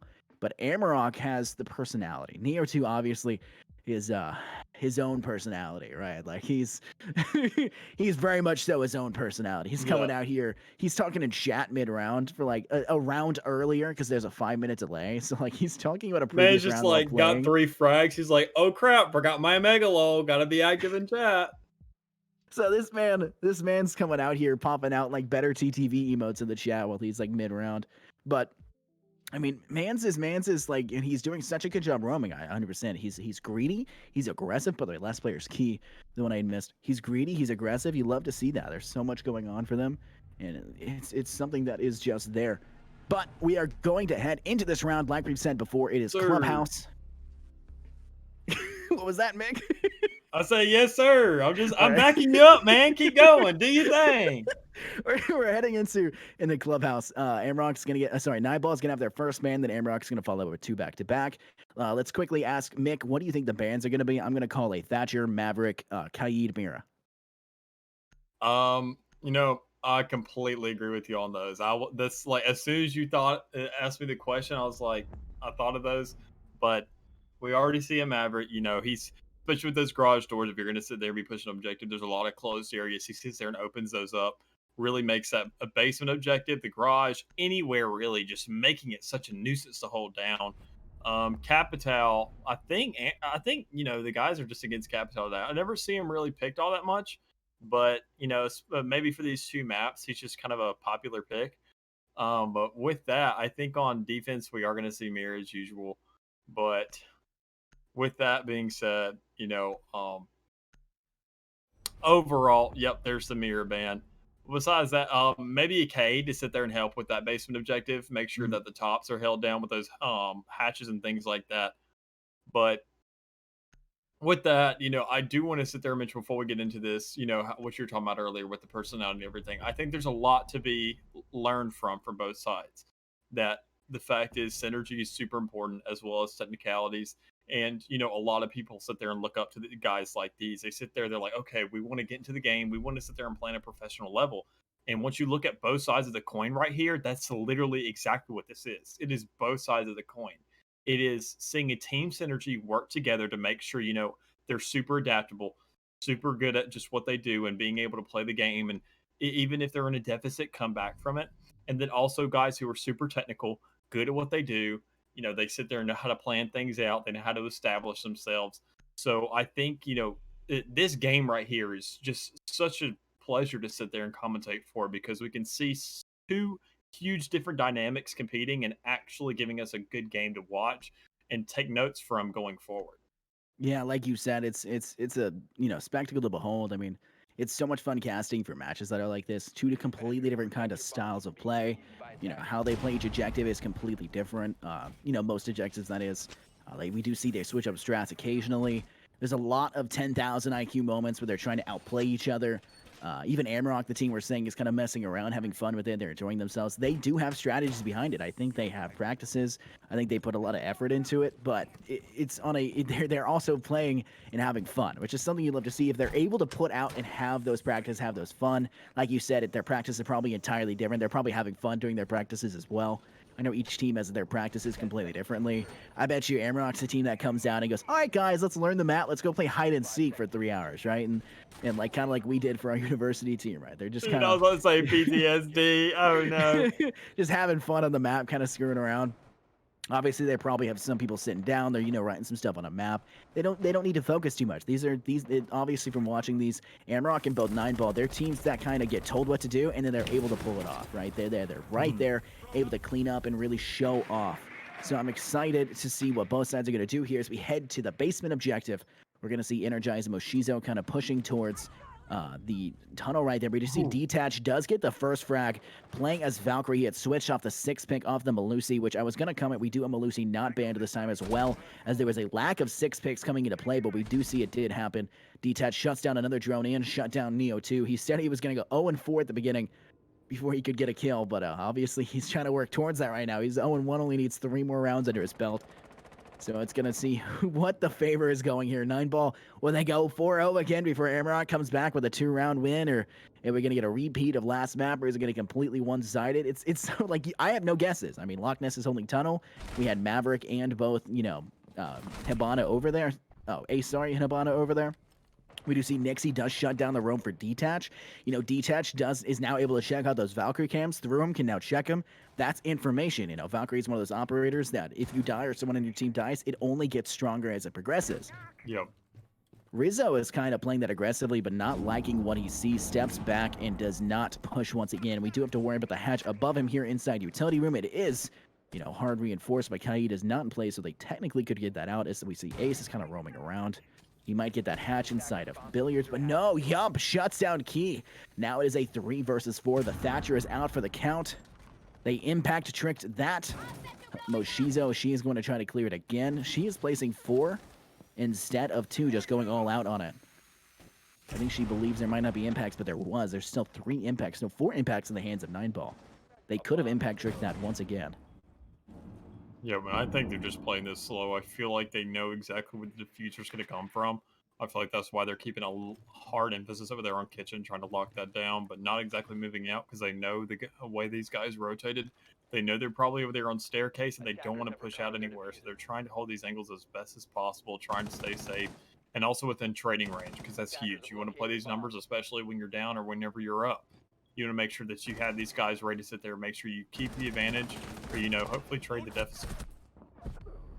Speaking of deficit, there was a lot of frag shot that we did see that Energize did get a kill, shut down a player. I think that was Taboo, but he got traded right back. He got fragged in return by, I believe, Yump. So now Moshizo cutting from Tunnel over here over by Dirt has an opportunity to get a shot off. Sees the player, does get a shot, is able to finish as well. Good shot by her, but Nixie gets fragged in return. So she is going to have to clutch this out, but she is not given the opportunity. Time was at 1 second anyways. Don't think she was going to be able to get in there, get the frags, and or plant diffuser safely. So that was a good cleanup by Rizzo, taking the shot despite getting shot at in return. And the first round, just like last round, or last map I should say, goes towards 9ball on the defense. Now, what objective will they choose this time? Statistically speaking, it's going to be CCTV, but it's really going to come down to if they win this one again, which they probably could. I don't want to say they should, but they probably could. If they win this again, it's going to be a factor of what is their tertiary objective? Where are they going to go after that? They could obviously play inside a bar room where pool is next to, or they could play inside of storage and pool, or they could play inside of and go upstairs to the gym side and master bedroom. So the third objective they can play, a lot of teams just won't play it, right? There's no need to. You can trade back and forth in the rounds. There's no need to worry about playing that. But I believe Clubhouse is one of those maps that's you're probably going to play that objective, the third objective, your tertiary objective. And we've seen before, I think it actually was Amarok. It could have been GIP. They had accidentally picked the first floor objective, and they'd won. But they said, oops, didn't mean to pick that. Despite winning it, I mean, they came in and they swept, and they were like, whoopsies. So it was a little bit fun to see that as well. But I'm going to talk about the operator choices here. The big key one here is going to be Key and Neo. They're both playing. They have Buck and Thatcher. Thatcher's going to be able to shut down that wall. They don't have a way to heartbeat shut that one out. They, in fact, don't even have any way to shut down that CCTV kennel side wall that we're seeing here on this east side. So Thatcher's could have been useful, but I don't think it's going to be as useful as anticipated. Yeah. But Neo 2 is. Neo 2 can come from below, clear out floor and CCTV. He can also come from below and clear a money side floorboard as well if he goes into the storage site. There's a lot of room, and they need to keep Neo alive, which is something that he said he wasn't going to do. So this could be interesting. And as I say it, Loch Ness, straight from the start, gets a frag, probably a spawn peek. Neo laughing about that one as well. I love to see Neo stay positive despite dying, right? That's something that's fun to see. No. I can call Loch Ness Nezzy. I think that's what's just been stated to me. It was, yes, sir. Okay, we'll call Loch Ness Nezzy if I can remember that. Speaking of which, Nezzy drops out Nixie. That's going to get a little bit confusing, but love to see the rhyme scheme once again from Rizzo and Nixie. Nixie has another rhyme partner. Sorry, Moshizo was the other rhyme partner. Nezzy is trying to sweep out here, taking the roam game here, heading upside this eastern stairwell. There is one person to his side. There's detach over here in garage side. There's going to be a lot of room for mistakes for an eyeball that they can make with 1 minute and 43 seconds left. So will Amarok capitalize? Will they fail to capitalize? Apparently they're failing to capitalize as detach takes out Moshizo, but it's a 2v5. Not looking good for Amarok despite having taken control of that CCTV east side wall. Yeah, and they're playing this really slow, holding out all these out angles and trying to play these long-range engagements, which we see Key just kind of capitalize on one of those and playing the garage a lot. When you see a lot of more opportunities not being utilized up in those top kind of areas, you see over there in construction, there's a wall you can open up, and they could have breached from there.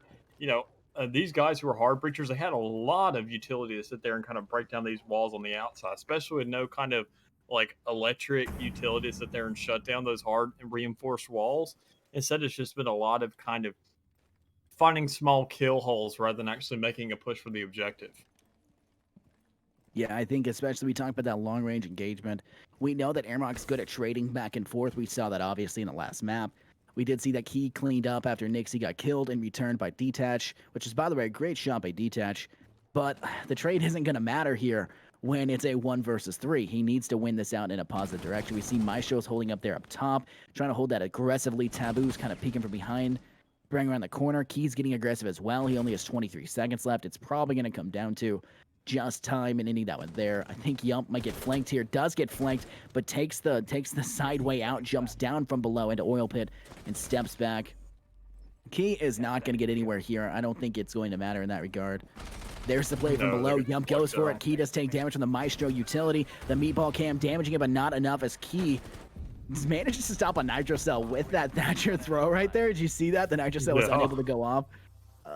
A little interesting. I mean, obviously, I don't think that's what was intended. He kind of just chunked it behind him. But, I mean, that round handily goes in favor of 9ball Esports. Once again, it was almost a flawless round. But Key obviously was not very keen on letting them go take that one side. Oh, God. Hey, you're making fun of my puns again? No, I enjoy them. All right, you better. No, but mighty shame.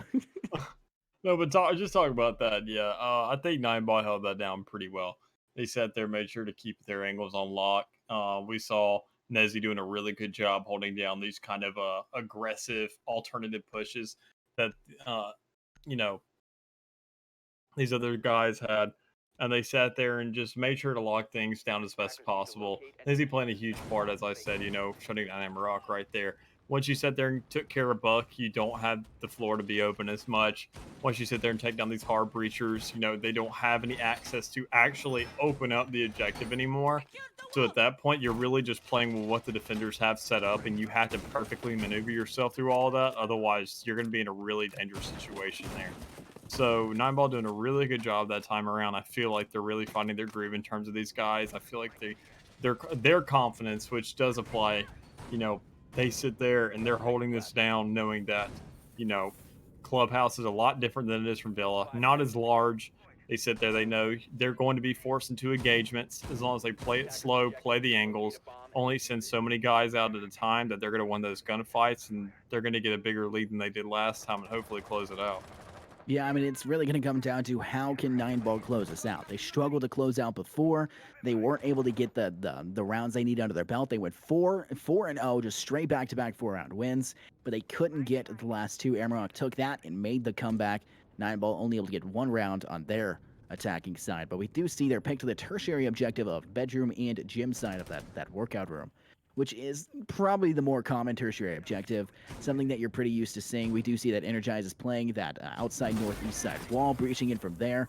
This is something you don't see super often. That's an objective side or a wall that's very hard to hold on to. We do see it's very common to bust that floor over here in money side, try to shoot from there from below. This is the same spot I said that we wanted to see a Neo 2 come from below with the Buck to clear that. You'll see defenders hang out on a table inside that money vault right there inside cash room. You'll see them hang out on the table that's to the east right now of Rizzo, but Key does drop Detach here. That's an early frag for them. Rizzo is not in a good spot. This is not looking good. He's going to get flanked from behind as well. Sees the person, but that's the shot they needed. Do you see how quickly Neo 2 stopped aiming and then immediately aimed right back in and nailed Rizzo upside the head? Yeah. Like I'm talking about, UCC players inside cash room sitting on a table trying to watch out from below. Probably should have done that because Rizzo did get caught out from below, which was kind of shocking considering that we thought it was going to be, Moshizo. We thought she was going to come in quickly, which, by the way, she's coming out quickly. She's now down just about 8 HP. Did not get a good engagement in that fight.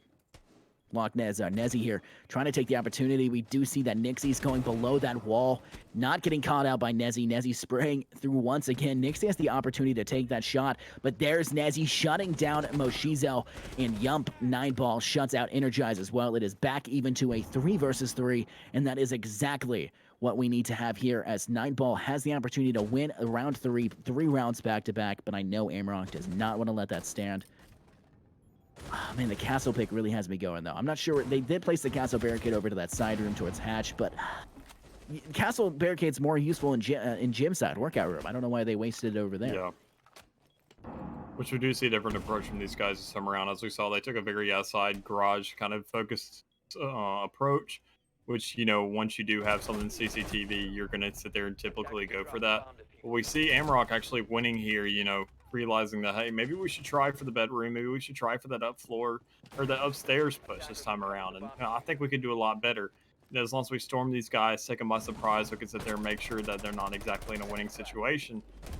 And all in all, see, taking that round, showing that, you know, maybe this time around we shouldn't go through the garage. And you seem pretty aggravated over there. What's going on there, I love Steve? Nixie, dude. I'm sorry. I believe that was Nixie with a triple kill right there at the end. He just went off, man. It's so hard to stay quiet when Nixie does well. You love to root for Nixie because he's such an underdog in like most maps. Oh my goodness. Same thing we root for Moshiza when she popped off on that one map for Cafe, where she went off on, you know, Valkyrie and saved her team on that map. Root for her there. But Nixie, dude, you see the ending for that. I know you were making a good point talking about how, you know, 9ball was going to have to switch up their objective. We saw Amarok was pushing more towards bedroom. Obviously, their sledge was dead. She got caught out. Moshiza got caught out by Nezi. So they didn't have that opportunity to bring the sledge over towards that gym side window. I don't know. I think 9ball had the right strategy in play. They put a little bit too much emphasis for that side, and I think that despite having the emphasis on that side, Amarok didn't capitalize on the emphasis on that side and switch sides, but they still won it. Amarok's, you know, they didn't have the opportunity. Amarok, I mean, they didn't have the side advantage, and they still won. I think that's something we should point out. They above all odds, above the opportunities that they were, you know, trying to go against, they won. So I think that's impressive for Amarok. I think they did a good job on that round, especially Nixie at the end, you know, getting the kills he needed to, heading outside that objective. He did very well for himself, and I love to see Amarok actually getting a round earlier than they did on the last map. 9ball is really going to hate that, though, and they're going to have to play this a lot differently, especially with the fact they're back in the basement objective, you know, the main objective you see. So emphasis on tunnel, emphasis on possible... I'm predicting they're going to stick the Maestro behind the behind one of the block on the objective for the B-side objective, and they're going to put him either in the croc corner of Church, or they're going to put him inside. Oh, wow, actually, look at that. Mozzie Detach actually got a drone, but not in a good spot. Nixie was able to shut that down. Now, defense with Mozzie. We didn't see this work out super well. He got an early pick in the last map on one round, but they're re-bringing him back. How do you feel about that? I feel like, you know, these guys are finding their stride a lot earlier. I feel like, you know, with how they're adapting and things, they know they're finding their comfort, instead of their comfort zone and their stride, they're finding places that work for them and that don't. And I think that you utilize those first 2 rounds to sit there and make sure that the rest of them going forward, they're in a much better situation. I feel like this is more of a focus on 9ball, though. We haven't seen a single operator so far that's focused on shutting down those reinforced walls. They're constantly leaving those open. You know, we see Amarok running an ace and a Hibana for like 3 rounds now. Literally just sitting there being able to demolish and totally get rid of everything the defender set up. And they haven't run a single thing like a bandit. I know they can't run a cave, but, you know, you need something to reinforce those walls, and they haven't done that yet. I mean, you know, they have had a mute like once or twice, but they haven't shut that down this time around. And I feel like they're just wanting Amarok to open up the objective, which, you know, once they sit there and with the hecticness that goes on in these, you know, group gunfights, you think they will want to close that down and kind of make sure they aren't in those situations anymore, which I find super intriguing personally, that they haven't used any electricity-based operators yet. Yeah, they've not gone to shut down those hard breach. We see Moshizo. She's pretty proud of that kill. Shut down Detach, of course, that big player for 9ball side, doing an amazing job. Dropped the early frag for them. Took out Key, which is, you know, the Hibana, which is so desperately needed, hanging out of there inside that kitchen site, which they're breaching right now. They're going to have to bring over another hard breacher, but it doesn't look like it's going to matter. They have the hard breacher in there. Energize, shuts down Rizzo, has diffuser down, is planting over there by Church, has the opportunity. I said they're going to play Maestro over there, and they indeed did, I believe, as Taboo is dead. There's the shutdown of the Echo drone. Neo 2 shuts down Yump. It's up to Nezi in a 1 versus 4, and he sat there on the camera, not minding at all, as Neo 2 comes in and cleans up. Nice 2 kills for Neo 2. at the end of that round. Great job by him. Great job by Amarok. They've won now 2-2, which is something that's going to be a huge burden for 9ball right now. This is one of those maps that's kind of it can be difficult to say whether like empirically speaking if it is defensive sided or maybe it's attack sided. But most maps are pretty widespread on defense. You know, defense has the better reinforcements. They're able to, hold up an anchor better. Roaming can entirely change the pace of a game. Just Amarok is doing an amazing job shutting down who they need to. They lost the player early. Detach got a good kill onto, I believe that was, correct me if I'm wrong, that was Key with the Abana pick. Yes, it was Key. Yeah, it was. Last round it was Key, yes. So we saw that early pick by that, but it just got traded back in return, and it went all in favor of Amarok. They lost one person, so we're not letting that stand. We're pushing in. So we're heading back to CCTV. We do see that Yump gets a little bit tagged there by a impact there thrown by Taboo. Not very much damage. That could be a difference between life and death. They're not going to bring anyone to shut down that CCTV side, east side wall up there on that balcony edge. But as we did last time Amarok took that balcony edge and they busted out that hard wall. They lost in an almost entirely flawless round for 9ball. I mean, Key was the only person that didn't make that flawless. I mean, he got his 2 exit frags and then got killed, ran out of time. I mean, Amarok has to change their strategy. And like we said before, they're not a team that you look at them and say, oh, they practice a lot, right? You see more of that from 9ball. Amarok might not have those strategies in place. They might not have, in their repertoire, a different strategy for each round. Like, they may only have 2 different strategies for each objective. Yeah. So if they're anywhere near similar, 9ball is a team that is coordinated enough to shut that down. And it's really going to be reliant on the CCTV side objective because this is a hard one to take. I mean, if you can take control of balcony, it's a game changer. But obviously not for Amarok because 9ball has shut that down every time, out-fragging every time we've seen this objective, which I think it's only once, but But yeah, I mean, and we see them once again going through this garage area, playing these long engagements, actually getting a positive trade this time around, which I think is going to be, mean a much bigger difference than it did last time around. But I think they're playing this a lot better in terms of actually pushing up on stairs, finding different angles to approach from, compared to last time where they were just trying to get those picks on the outside. We don't see anybody exactly yet up pop. We see, guys coming around. We don't see anybody outside a bedroom where they won in this occasion. And I think that's going to be the downfall of them once again, because they're not going to find those close range engagements, which they tend to sit there and, rotate and do pretty well in. But overall, holding their own so far, and the closer they get to the objective, the harder it's going to be to sit there and kind of take things over, especially with, having a smoke over there on 9ball, which could really just shut down close quarters engagements. And Nezzy still being alive is really good about shutting down. Yeah, Moshizo's dropped a couple kills in this one now, 2 kills for their name, taking out Taboo. You're right, staying alive, playing it well, but Amarok did pull out a new strategy. They played this differently. They took garage control, which is something that's very huge. We see Nezzy below, once again, not going for anything below, doesn't have a shotgun to shut down that below. Neo 2 comes in, sweeps out Loch Ness, almost a flawless round for Amarok. They did lose a player, but like I said, it really came down to 9ball. They had to hold that aggressively like they did last time, but Amarok switched it up on them, and they played a new site. They went inside garage, and that's something that we didn't see as much last time. Especially, I guess we can really say we didn't see it because 9ball killed the entire push right from minute 1. The second, Amarok decided, hey, we're going here. They said, oh wait, now we only have 2 players left. We're not going anywhere, right? We're gonna play this slow and just try to play exit frag. But once again, 9ball is not doing well. 3 rounds back-to-back lost on defense. I mean, Amarok is really, I wouldn't say sweeping right now, but speaking of sweeping, and this isn't an actual capacity for sweeping, I just want to, go to this next site. We haven't seen very many 6 picks, especially for the last map. Last map did not have very many 6 picks at all, but we're seeing a lot of them here. We saw the initial switch off of Malusi to Valkyrie. I think we literally just saw that again with Detached. We saw the switch that Neo 2 did. He switched over to a Sledge.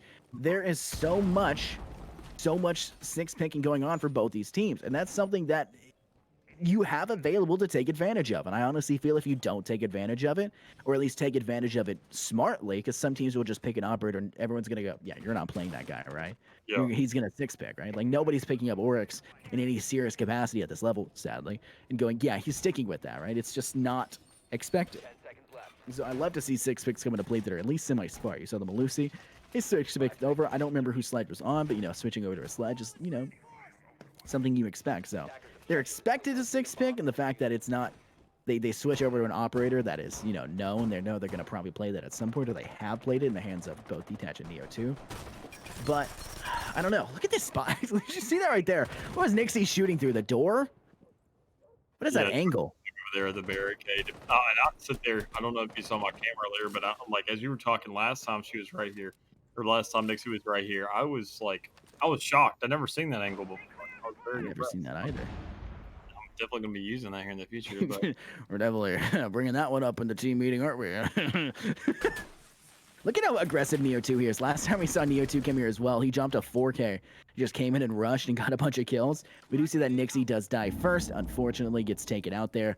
But Rizzo is on the roam here, on the prowl. The shot goes, and he goes down. That is a frag for Energize, and when they needed, he took this outward angle using the AK-12. Very strong rifle, and obviously stronger than Rizzo's rifle in that situation. Shut him out, not a bit of damage done against him in return. It is now a 4 versus 4. They're going to try and take control of this first 4, which I think they almost handily have. It's just Detach kind of sitting back, which Energize is not looking to. No, he doesn't get the kill, though. Detach does finally finish off. Energize almost able to make the comeback and switch, but there's the push, and it is almost a trade. I think they shot the shoulder there. Moshizo got tapped and is at about 53 HP. There's the Sledge coming over. Neo 2 shuts down the Maestro. They're going once again. They're no longer able to spot that and kind of impact trick that out, even though Taboo has the opportunity. He is right next to it and can go for it. But it's going to come down to the 3 versus 3, and they are yet to push down to the basement floor. Still seeing this live, subjective down, trying to sit there as he did last time, putting down those defuses and everything.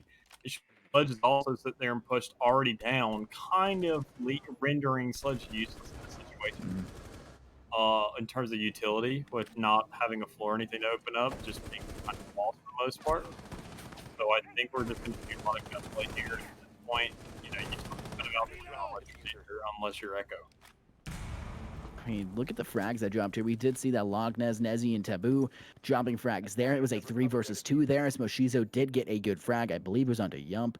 That was what they needed. Moshizo was able to get the frags, but she is struggling right now in this 1 versus 2. She has low health. She's about half. I know Nezi's a little bit lower, but honestly, in this situation, she's having to fight back both anchors on this objective, both annoying anchors. You have Maestro with his cams to shut down information. You have Echo with his cams to shut down information and pushes. Moshizo only has 15 seconds to either get both frags or get the diffuser down. She does drop her triple kill, shutting down Lognez, and it's now a 1 versus 1, taking the shot through, is not able to finish pushing with pistol. This will be her second pistol kill, and she gets it. Taboo going down. That is the second pistol kill for Moshizo in that round alone, dropping the 4K to win it out. That is a huge one. As Nixie says in the chat, e-girls own the world. Goodness gracious. Wow. I didn't think, okay, I need to get my words together. Yeah, pull back a little bit. Something along the lines of, she didn't show up last map as well, but obviously in this one, she's really showing out. Really utilizing the pressure of that time as well. She sat there and there was a little bit of time left on the clock. She knew that she had to get those 2 frags. She rushed in one way, knowing that, Maverick was over there to the side. Or not Maverick, I'm sorry. Maestro, yeah. Knowing Maestro was over there set up in the armory, making a push over to an area where he didn't have vision. So she sat there, got that quick kill, luckily, and put him in a situation where he's like, oh, I have to react to this. I have to sit there and either hold back or something because, I'm stuck in this situation. Putting him right there in the last couple seconds. And that was a really good play on her part. Yeah, I mean, she played that spectacularly. I mean, ran out of ammo, didn't go for the reload. Obviously, she didn't have time. She was aware enough in that situation to look at time and know what her limitations were. Honestly, I think that was probably a misplay. I believe it was Taboo playing, whoever it was that was playing the Maestro was Taboo playing Maestro. I think it was a little bit of a misplay. He kind of pushed that, right? He stepped out instead of hiding back more. He kind of stood up and kind of tried to fight back. I think that was a misplay on Taboo's part. I think he was in a situation with time on his side where he could have stayed hidden. I mean, I think that Moshizo definitely deserved that round. She dropped a 4K, did a very good job for herself, showing right now top fragging for both sides, doing an amazing job. But Taboo, little mistakes, something small like that can be entirely change the pace of a round, and obviously it did, because that round goes for Amarok. That is 4 rounds back to back in favor of that. Look at Detach. They accidentally looked away at the last second. They could have probably gotten a shot into someone's feet right there, but I think there was a shield or something there blocking that, which was not a bad play by Amarok to place that. They have already hard breached onto that floor. Neo 2 does take a little bit of damage from a fire there. That was a Goyo shield that was there. I was correct, as it was taken out by Kali. It's still a 5 versus 5. They're going to bring over pretty quickly. The Monty throws the Nitro Cell, is not able to connect. He almost dropped Yump, who was actually hanging there. He does get down enough to go, but there is Detach taking out Moshizo. She is not able to get another kill to her name in this round. Or say, in this round, she hasn't gotten a single one, but she did drop 4 last round. Point out, she dropped 4 kills last round. Can we talk? Yep. I know we've been talking about that a lot, but that's impressive in this type of skill level. But Taboo is on the objective and holding. He has information. Key is down for defense. Amarok's really struggling to hold on to this site right now. Detach has a great opportunity holding this angle. Could peek this one pretty aggressively to get a shot when needed. Taboo is just, Energize has the opportunity, and he's not able to do it. Taboo drops shield, doesn't get a lick of damage placed against him. Neo 2 comes from behind, and there's the Cali shot, shutting him down as well. Detach cleaning up, goes to the next shot, shuts down Thermite, isn't able to get it completely finished, but we do see Key is still down, and Nixie is not able to do anything as Nezzy cleans up Key on the down that gets finished off, and we do see Rizzo, I believe, shutting down Nixie from behind. Yeah, all going up 9-ball here. That was a huge round for them. Yep. Very swift too on their part. And personally, I had my fingers crossed the whole time Detach got a couple kills off that, because I love Kali. So maybe if he just got fed that round, he'd be like, "Ooh, I'm kind of crap with Kali today. Let's keep playing it." But besides that, a very swift entry by them. Played really well. Kind of just the Montaigne pick, Taboo, causing that huge disruption right there on site. I think that was a big part of it, because I feel like the castle, he was kind of in part, I feel like he was kind of panicking. I know there's a Montaigne on site. I need help with this, but I know that the wall's open. And with the whole group just sitting there, just kind of waiting, with open arms to kill the whole team, it was interesting to say nonetheless. Can't say I've seen the group, packed that tightly, but for it to work, it was a really interesting approach, and really quick. And I feel like 9-ball, they almost took a play out of Amarok's book with that, being like, "Oh, we're going to do something different." Yeah, Amarok they just spiced it up. how do we react to this? This isn't something we usually see. How do we react to it? And I feel like 9-ball really closing it out with that. Maybe not able to do it in such a widespread objective as they are here in basement right now, but besides, everything being a lot more open, I feel like there's going to be more opportunities to pick up and pick off that Montaigne, with Thermite not exactly being as efficient as Ace is in terms of clearing these hard breach walls. But also, they do have a Nomad. They do have a lot better of a flank watch this time around. So I feel like they're trying to be a lot more prepared in terms of going up against the Amarok, and making sure that everything's accounted for, having that Montaigne do a lot of intel and say, "All right, this guy's here, this guy's here, this guy's here. Don't let him out of your sights, or we don't know what could happen next." Look at how aggressively Taboo's going here. There's a Nitro Cell in hand by Jaeger. He's aware of the situation. Or maybe not Nitro, sorry. But he's aware of the situation. He's close by. He has the opportunity to play this. He's putting it in that barbed wire. He had to have heard the Taboo going in with that with a shield. They're going to try and spray this close. He has the opportunity to kind of break this down. If they're smart, they wouldn't let him. Sadly, they do actually bust that. If they're smart, he would have to drop a shield to break that last hit or to leap through. So they could have left that there, but now Taboo has the entry, the ability to get inside.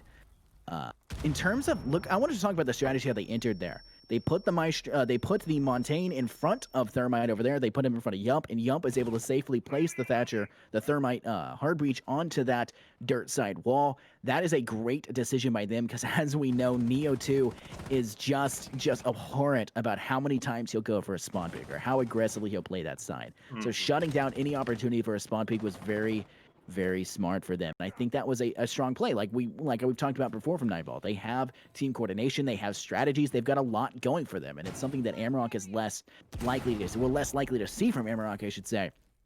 But we're a lot more likely to see good team chemistry from Amarok. But 9-ball obviously not wanting to fall behind right now. We see Moshizo has the opportunity to come in slow, walking right now, has the opportunity to push into Kitchen. We see Yump at Dirt as well behind Taboo. Detach does go down, and there's cleaned up as Rizzo shuts down Nixie. That is the Jaeger out for the count. Taboo once again holding over there. There's a goo mine thrown on the ground. Neo 2 does get damaged as well. Detached is low. This is an opportunity for Nineball to push this. Neo 2 shuts down Rizzo. That brings it out to a 4 versus 4. Moshizo shuts down Nezzy. That is the pick I was talking about. These two players hanging on that stairwell trying to shut down that Kitchen side. Anyone holding out over there, and they have successfully done so. Only one person over there now. And it's really going to be up to them. I believe it is actually Detached. Throws the Nitro Cell. Moshizo kind of playing that. There it is, the Nomad utility going off. Kind of aims, does get the shot. Moshizo going off. Double kill. She is in the zone on this map right now. 10 kills in 4 deaths. Absolutely popping off. It is a 4 versus 2 now. They're aware that both of them are probably in dirt. There's Taboo. He pushed on the objective. He gets a kill. He drops Key. Actually, I thought he went down. They're going to have to worry if Taboo drops the shield and gets the angle. Yump has the backside, but there's Neo 2 from behind, shutting down Yump. He tried to flank from behind, and he was successful as Moshizo drops her triple kill in this one, taking out Taboo. Absolutely amazing showing from Moshizo right now. She is going off with Valkyrie, like we've said before. She went off before on attack. She's going off now on defense. She is the player for this side. Yeah, Moshizo obviously doing really great. I feel like, as much as we love focusing on the pros and, everything going right, I think we need to focus on Nineball here and talk about what's going wrong with them. I feel like, Monte made a very solid push right there up front. It was really nice to see that he had the establishment there on the point. I feel like there was enough utilization of Nomad around that Kitchen to shut that down, because that's the only thing you had to worry about. You have to get through Monte to get to Thermite, and you have to get to that hallway to get to those other guys who are in Kitchen. Once you wander out of those 2 safe areas, because at that point you have Armory on lockdown. You have it. You have a Montaigne right there calling out exactly where everybody is. You have Kitchen guys right there above them. All you have to do is ping them. They sit there and just take a shot every here and there. That's all it takes. I feel like once they wandered outside that zone that they had on lockdown, that's when it became an issue, because they're just like, they lost control, and they were too worried about the roamers. But all they had to do was just have that Nomad in place to sit there and rely on, because one of them did trigger, and they did sit there and get that opportunity to trade it off, sadly and unfortunately not getting it. But if you sat there and just set it up, you literally are, at that point, you're on defense. You're not on offense. You're on defense. You know exactly where these guys are. They're all cornered animals, and you can just play it out. But I feel like they got a little bit too pressured on time.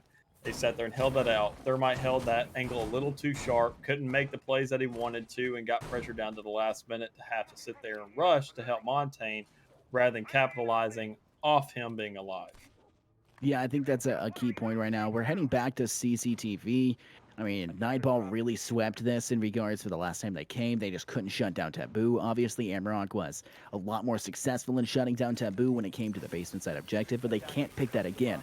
So instead of opting to go to the tertiary objective, they head right back to CCTV in hopes they can hold this a little bit better. Now, Detach playing the Kali, and I have to agree, Kali is a phenomenal choice when it comes to this objective. She has such a great spot sitting over there by Warehouse, up on top of that construction over there. She has the opportunity to hang on those ledges. We see Smoke's utilities already going out. They're trying to play that one out and buy some time. Neo 2 trying to play this aggressively, hiding up on top of that cash room table. He doesn't want to have to worry about below, so he's up on the table, but he's still going to have to worry about an aggressive push. So right now, I'm worried for Amarok. Nineball has the opportunity with Taboo once again. They were successful once. They had Nitro Cells, but right now they only have one, and that's in Moshizo. She is crazy nuts right now. She's popping off, but if she can't get the Nitro Cell off, it is not looking good for them.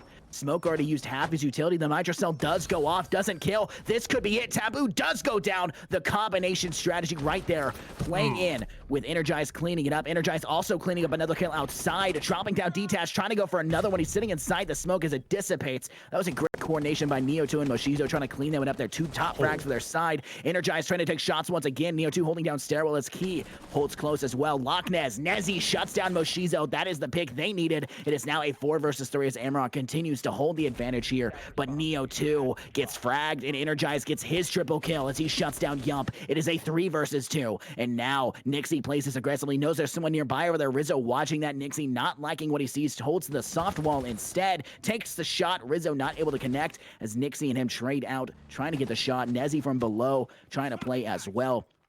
Nixie took a lot of damage right there, and Rizzo is perfectly fine. So Nixie's just going to need to take a step back and play this slow as Nezzy also makes their way over and tries to hold on that. Takes the push west to east to try and take control of Cash Room to maybe get Diffuser down in that direction. I don't think this is going to work for 9ball as long as Nixie plays this smart. Nixie not able to, though. Gets a shot on a Rizzo, but it's at the feet, and Rizzo cleans up Nixie. It's now a 2 versus 2. We see that Keys over there, but the wall does get a shot off, does not take damage in return, but has the opportunity playing the bullet hole. Energize shuts down Loch Ness, and he gets to the last one as well as he aces that one up. Amarok win round 9. Great job from Energize right there. Big part of his ace being utilizing that smoke that he had come in and, you know, being back and forth, utilizing all that stuff and making sure to get things locked down. I think that outside window and that wall that got broke down right there was the determining factor. Once they got that Montaigne shut down, they didn't have a man to constantly worry about getting picked off by him earlier.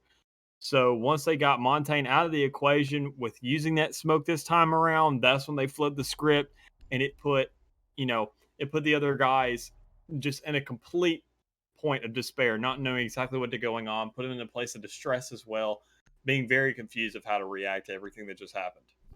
Yeah, I couldn't say it better myself. There was a lot of confusion going on. I mean, it was so close to perfection in hands of Amarok right there. They had Moshizo below. Great Nitro throw. They were wary of it. She was playing Malusi, had a great strategy to try and throw it below. It connected but didn't kill on Taboo, which is the person that they are most fearful of, or Amarok is most fearful of in that situation.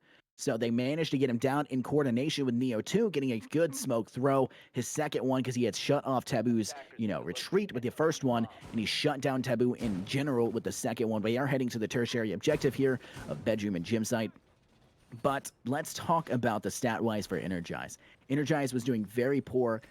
I don't want to say very poor. Was not doing so well any of the rounds before. I mean, he was 3 and 5. 3, 5, and 4. Or 3, 4, 5, I should say. Sorry. Not doing super well. I mean, Energize really had to show up at some point and absolutely did. Straight sweeping that round, an ace for him, which is one of the only aces I've actually seen for any team in this league. Energize really comes in. He's now 8, 4, and 5. I mean, that was a great round for him. He lost a ton of health early on as well. He was below 50 for 90% of that round. He got his first 2 frags and was able to clean up right afterwards, but he didn't have very much health for the entirety of it, and it really showed. He played safe. He got the kills when he needed to. Nixie got fragged out towards the end like we talked about. He held out for as long as he could, but Energize came in, cleaned up, and swept when Key was unable to do that from the stairwell.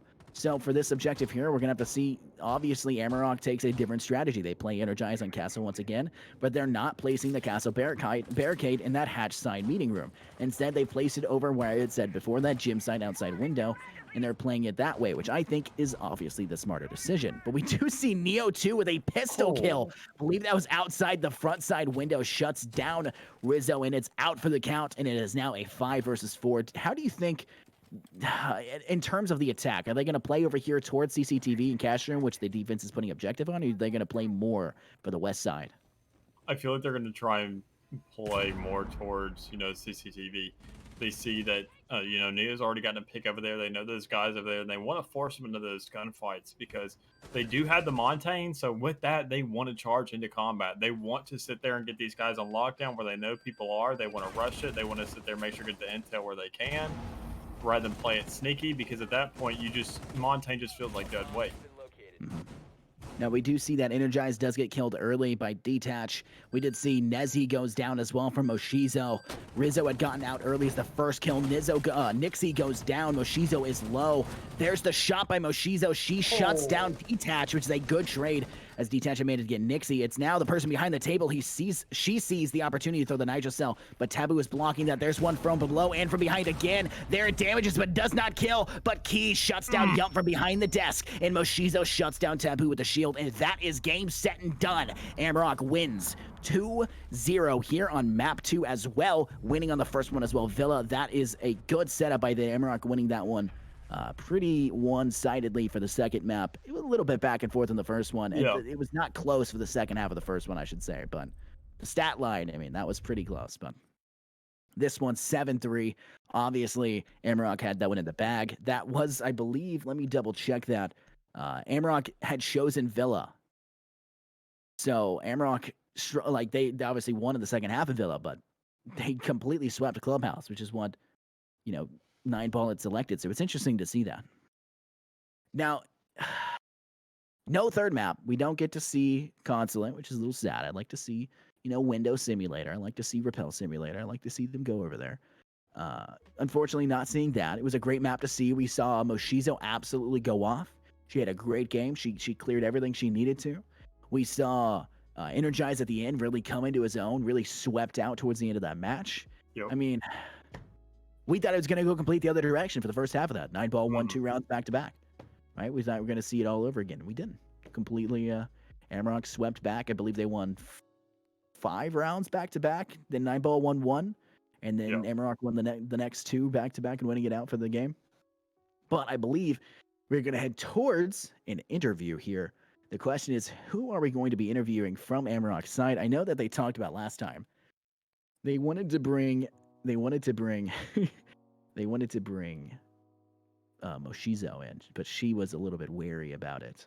So we'll have to see. She really showed up in that one. So I think if we actually got her, that would be huge. I'd love to interview her about that. That was such a good matchup for that. That was such a good showing from her. I'd like to see either Energize or Moshizo. Those are the 2 I want to see. No matter how much I love Nixie and want to talk to Nixie, Moshizo and Energize were the people. I was thinking either Neo or Moshizo, because Moshizo, 2 of the, I feel like the standout players for each map. Neo right there on the defensive side when, Amarok started to make that comeback. And then Moshizo just being completely consistent in terms of Clubhouse and just constantly holding down things and getting consistent kills all around the board, getting a 4-piece at one point, just all kinds of stats just being shit up on the board from her. Doing a great job overall. So those are my 2 personal preferences. Nixie obviously being a constant in terms of both of these maps, performing well overall, but not exactly having a standout performance today in terms of what happened. Yeah. I have to agree that it would be very fun to see Neo 2 come in, talking his entire just overall outlook on the game. Love to have a conversation with him. I did at the Amarok team. Said who were we interviewing. Nixie did at Lauren, which I believe is Moshizo. So he might actually have the opportunity to interview her. It's really going to come down to who we get, though. They need to join a thing soon so we can get the interview underway, or we need to be able to pull them. My whole thing is if we bring in Neo, I want to ask him why didn't Rog knock? He said he was going to do it. And that's never true, actually. Yeah, that's we have some harsh words for that. We don't like liars here, right? Like, don't be baiting us with that. Because we both said we enjoy seeing Knock, and we were looking for. I mean, we got to see a little bit of Kali, which I love seeing, but Kali and Knock are my 2 favorite because they're just little creepers, and they're such quick pickers, and I love it. Just the attacking side, that entry frag potential for Amarok is something to behold every time, man. I mean, they even when they struggle to get it, they somehow make that comeback. They somehow come in from behind and they shut down the roamers and they do what they need to do. And speaking of shut down, we have Moshizo here, Lauren herself, coming in for the interview. Moshizo, do you want us to call you by your real name or you want to call you by your game tag? I don't mind. Lauren is fine. Moshizo's fine. We'll go with Moshizo so the chat didn't understand a little bit better. Now, let's just how do I want to phrase this? Let's just gush over your second map right there. Now, you had back-to-back rounds. So you started off, you were attacking, you swept 4K, phenomenal job from you, and immediately followed up with a 3K on the attacking round when the side switched. What's going through your head? You've struggled so far in some of the older matches. What's going through your head after such successful showing from you? Honestly, the first few games, I was not feeling very good. But I don't know, today I just felt like today was my day. I had a very good day today, so I'm just kind of excited with myself that I played well. So, yeah. Glad to hear that. You've played a lot of Valkyrie. Now, we've checked your stats before. Sorry to peep into your history now. But we had checked your stats last match we had cast, or at least I had casted for Amarok. We checked your stats. You played a lot of Valkyrie, and we saw a lot of that again today. We did see you play Malusi for 1 or 2 rounds there as well. But Valkyrie obviously being very successful for you on both maps. You did well in all regards. Do you think going into this, you're like, I need to play more Valkyrie so that you can be more comfortable, or was it just Valkyrie happened to be a good choice at the time, so you played her? Alk is usually my go-to, just because I like to play off my own cams as well. Um, I think I know last game I did not do very well on Valk, and I even told my team I don't think I should be playing Valk right now. But today I guess I don't know, just clicked, you know, Just Yeah. click. Love to hear just that. clicked. Me, you got any questions you want to ask her? Yeah, in terms of like Valk, like if you like playing off your own cams, it's interesting when it's see like a too much Maestro or Echo out of you. What makes you prefer Valk out of those characters? Is it the guns? Is it the fact that Valkyries are a lot more kind of versatile in terms of where you can place them? Like, what's your thought process behind with your preference of her? I like where I can place my cams. They're small. I can put them under things, put them above things, you know. And I know Maestro. I don't like the gun. I mean, 81 bullets is great, but ADS, man, that'll get me every Mhm. time, and it just not good. Yeah, We'll never see that either. Me on Maestro, no, no, no. But no, I just like where I can place the cams, and I can react quickly off of it, and I have a nitro too, so you know. yeah. Which we did see that. I mean, you kind of countered Maestro there during that 4-man that you got earlier in the game. So it doesn't matter how many bullets you got, as long as you can sit there and place better. I mean, it really doesn't matter. Exactly. No, that was I was thinking about that 4K. That was a bit of a panic moment. I had stated this before. It was a bit of a misplay by Taboo. He kind of pushed you for that last bit. He stepped away from the cover he was in and really kind of tried to fight it out with you for the last 2 seconds on the clock. He could have stayed hidden behind that little barricade right there, those boxes. He could have stayed hidden, and basically there'd have been nothing you could do about it. What's going through your head in the moment? Like you're running low on time. Time is critical at this point, and you're about to get the clutch and really just finish out this round for your team. Were you panicking like if he doesn't push me, I'm screwed, or are you like, hey, it doesn't matter, I got this? Honestly, in that situation, I actually was not as hectic as some people would think. Uh, for ranked, I kind of get it from that, and the people I've played with, they've told me that being all stressed about it does not help at all. So I was just kind of thinking in his shoes what he was gonna do, and it worked out. So you know, I wasn't as stressed as you might think, Oh, I'm shocked to but hear that. It's something had to that's go for the kill too. So yeah, you you know. really did at that point. Now, I know Mick, we talked about this as well. We love to watch Amarok. I mean, your entire team is such a personality. You guys are just so much fun to watch and to go. And especially Neo too. You guys picked him up last time. I obviously seeing him again here. He is such a personality. He's talking in chat, and I'm not just talking about in-game chat. He's literally over in the Twitch chat on the stream, talking in the middle of a round where he's still alive. He's just in the middle of a roaming situation. He steps back because he got shot at, and he's already typing away in the Twitch. It's like, yeah, I missed my shot. Like he is stepping away. He's doing it in the middle of the game. You guys are so much fun to watch. Like I think at the point, it was Nineball had the team coordination, the strats. They had a lot of teamwork behind what they were doing, but you guys had such good chemistry. I really felt that. You guys had more fun playing. You guys had a lot more opportunities in that capacity. You guys cleaned up where you needed to. Do you think can you arguably say from your own like viewpoint of being in the game and on the team that you guys have good team chemistry? Oh, we definitely have good team chemistry. I know if some teams have set strats, they will not veer off of that, and I think that's what kind of helped us there. Is they had a set strat in place. We knew instantly that these 5 ops are gonna be this site, and it was picked every single time. They never veered off of it once, so I think that helped too in that. So, Mick, you have a last question you want to bring up as well? No, I think I think we covered everything. Really spotlighted her and how well she did in terms of that second map, and just overall in terms of both the maps that they won. So congratulations to y'all. That was a really impressive show out. Thank you You guys. guys did a great job. I'm always love to see and watch Amarok play, whether that be actually just watching the broadcast if I'm not casting, casting as well. You guys make it fun always there. Make sure to tell Neo he didn't get 12 deaths in the first map, so he owes me $5. So Oh, not that we okay. agreed on that. I just won $5.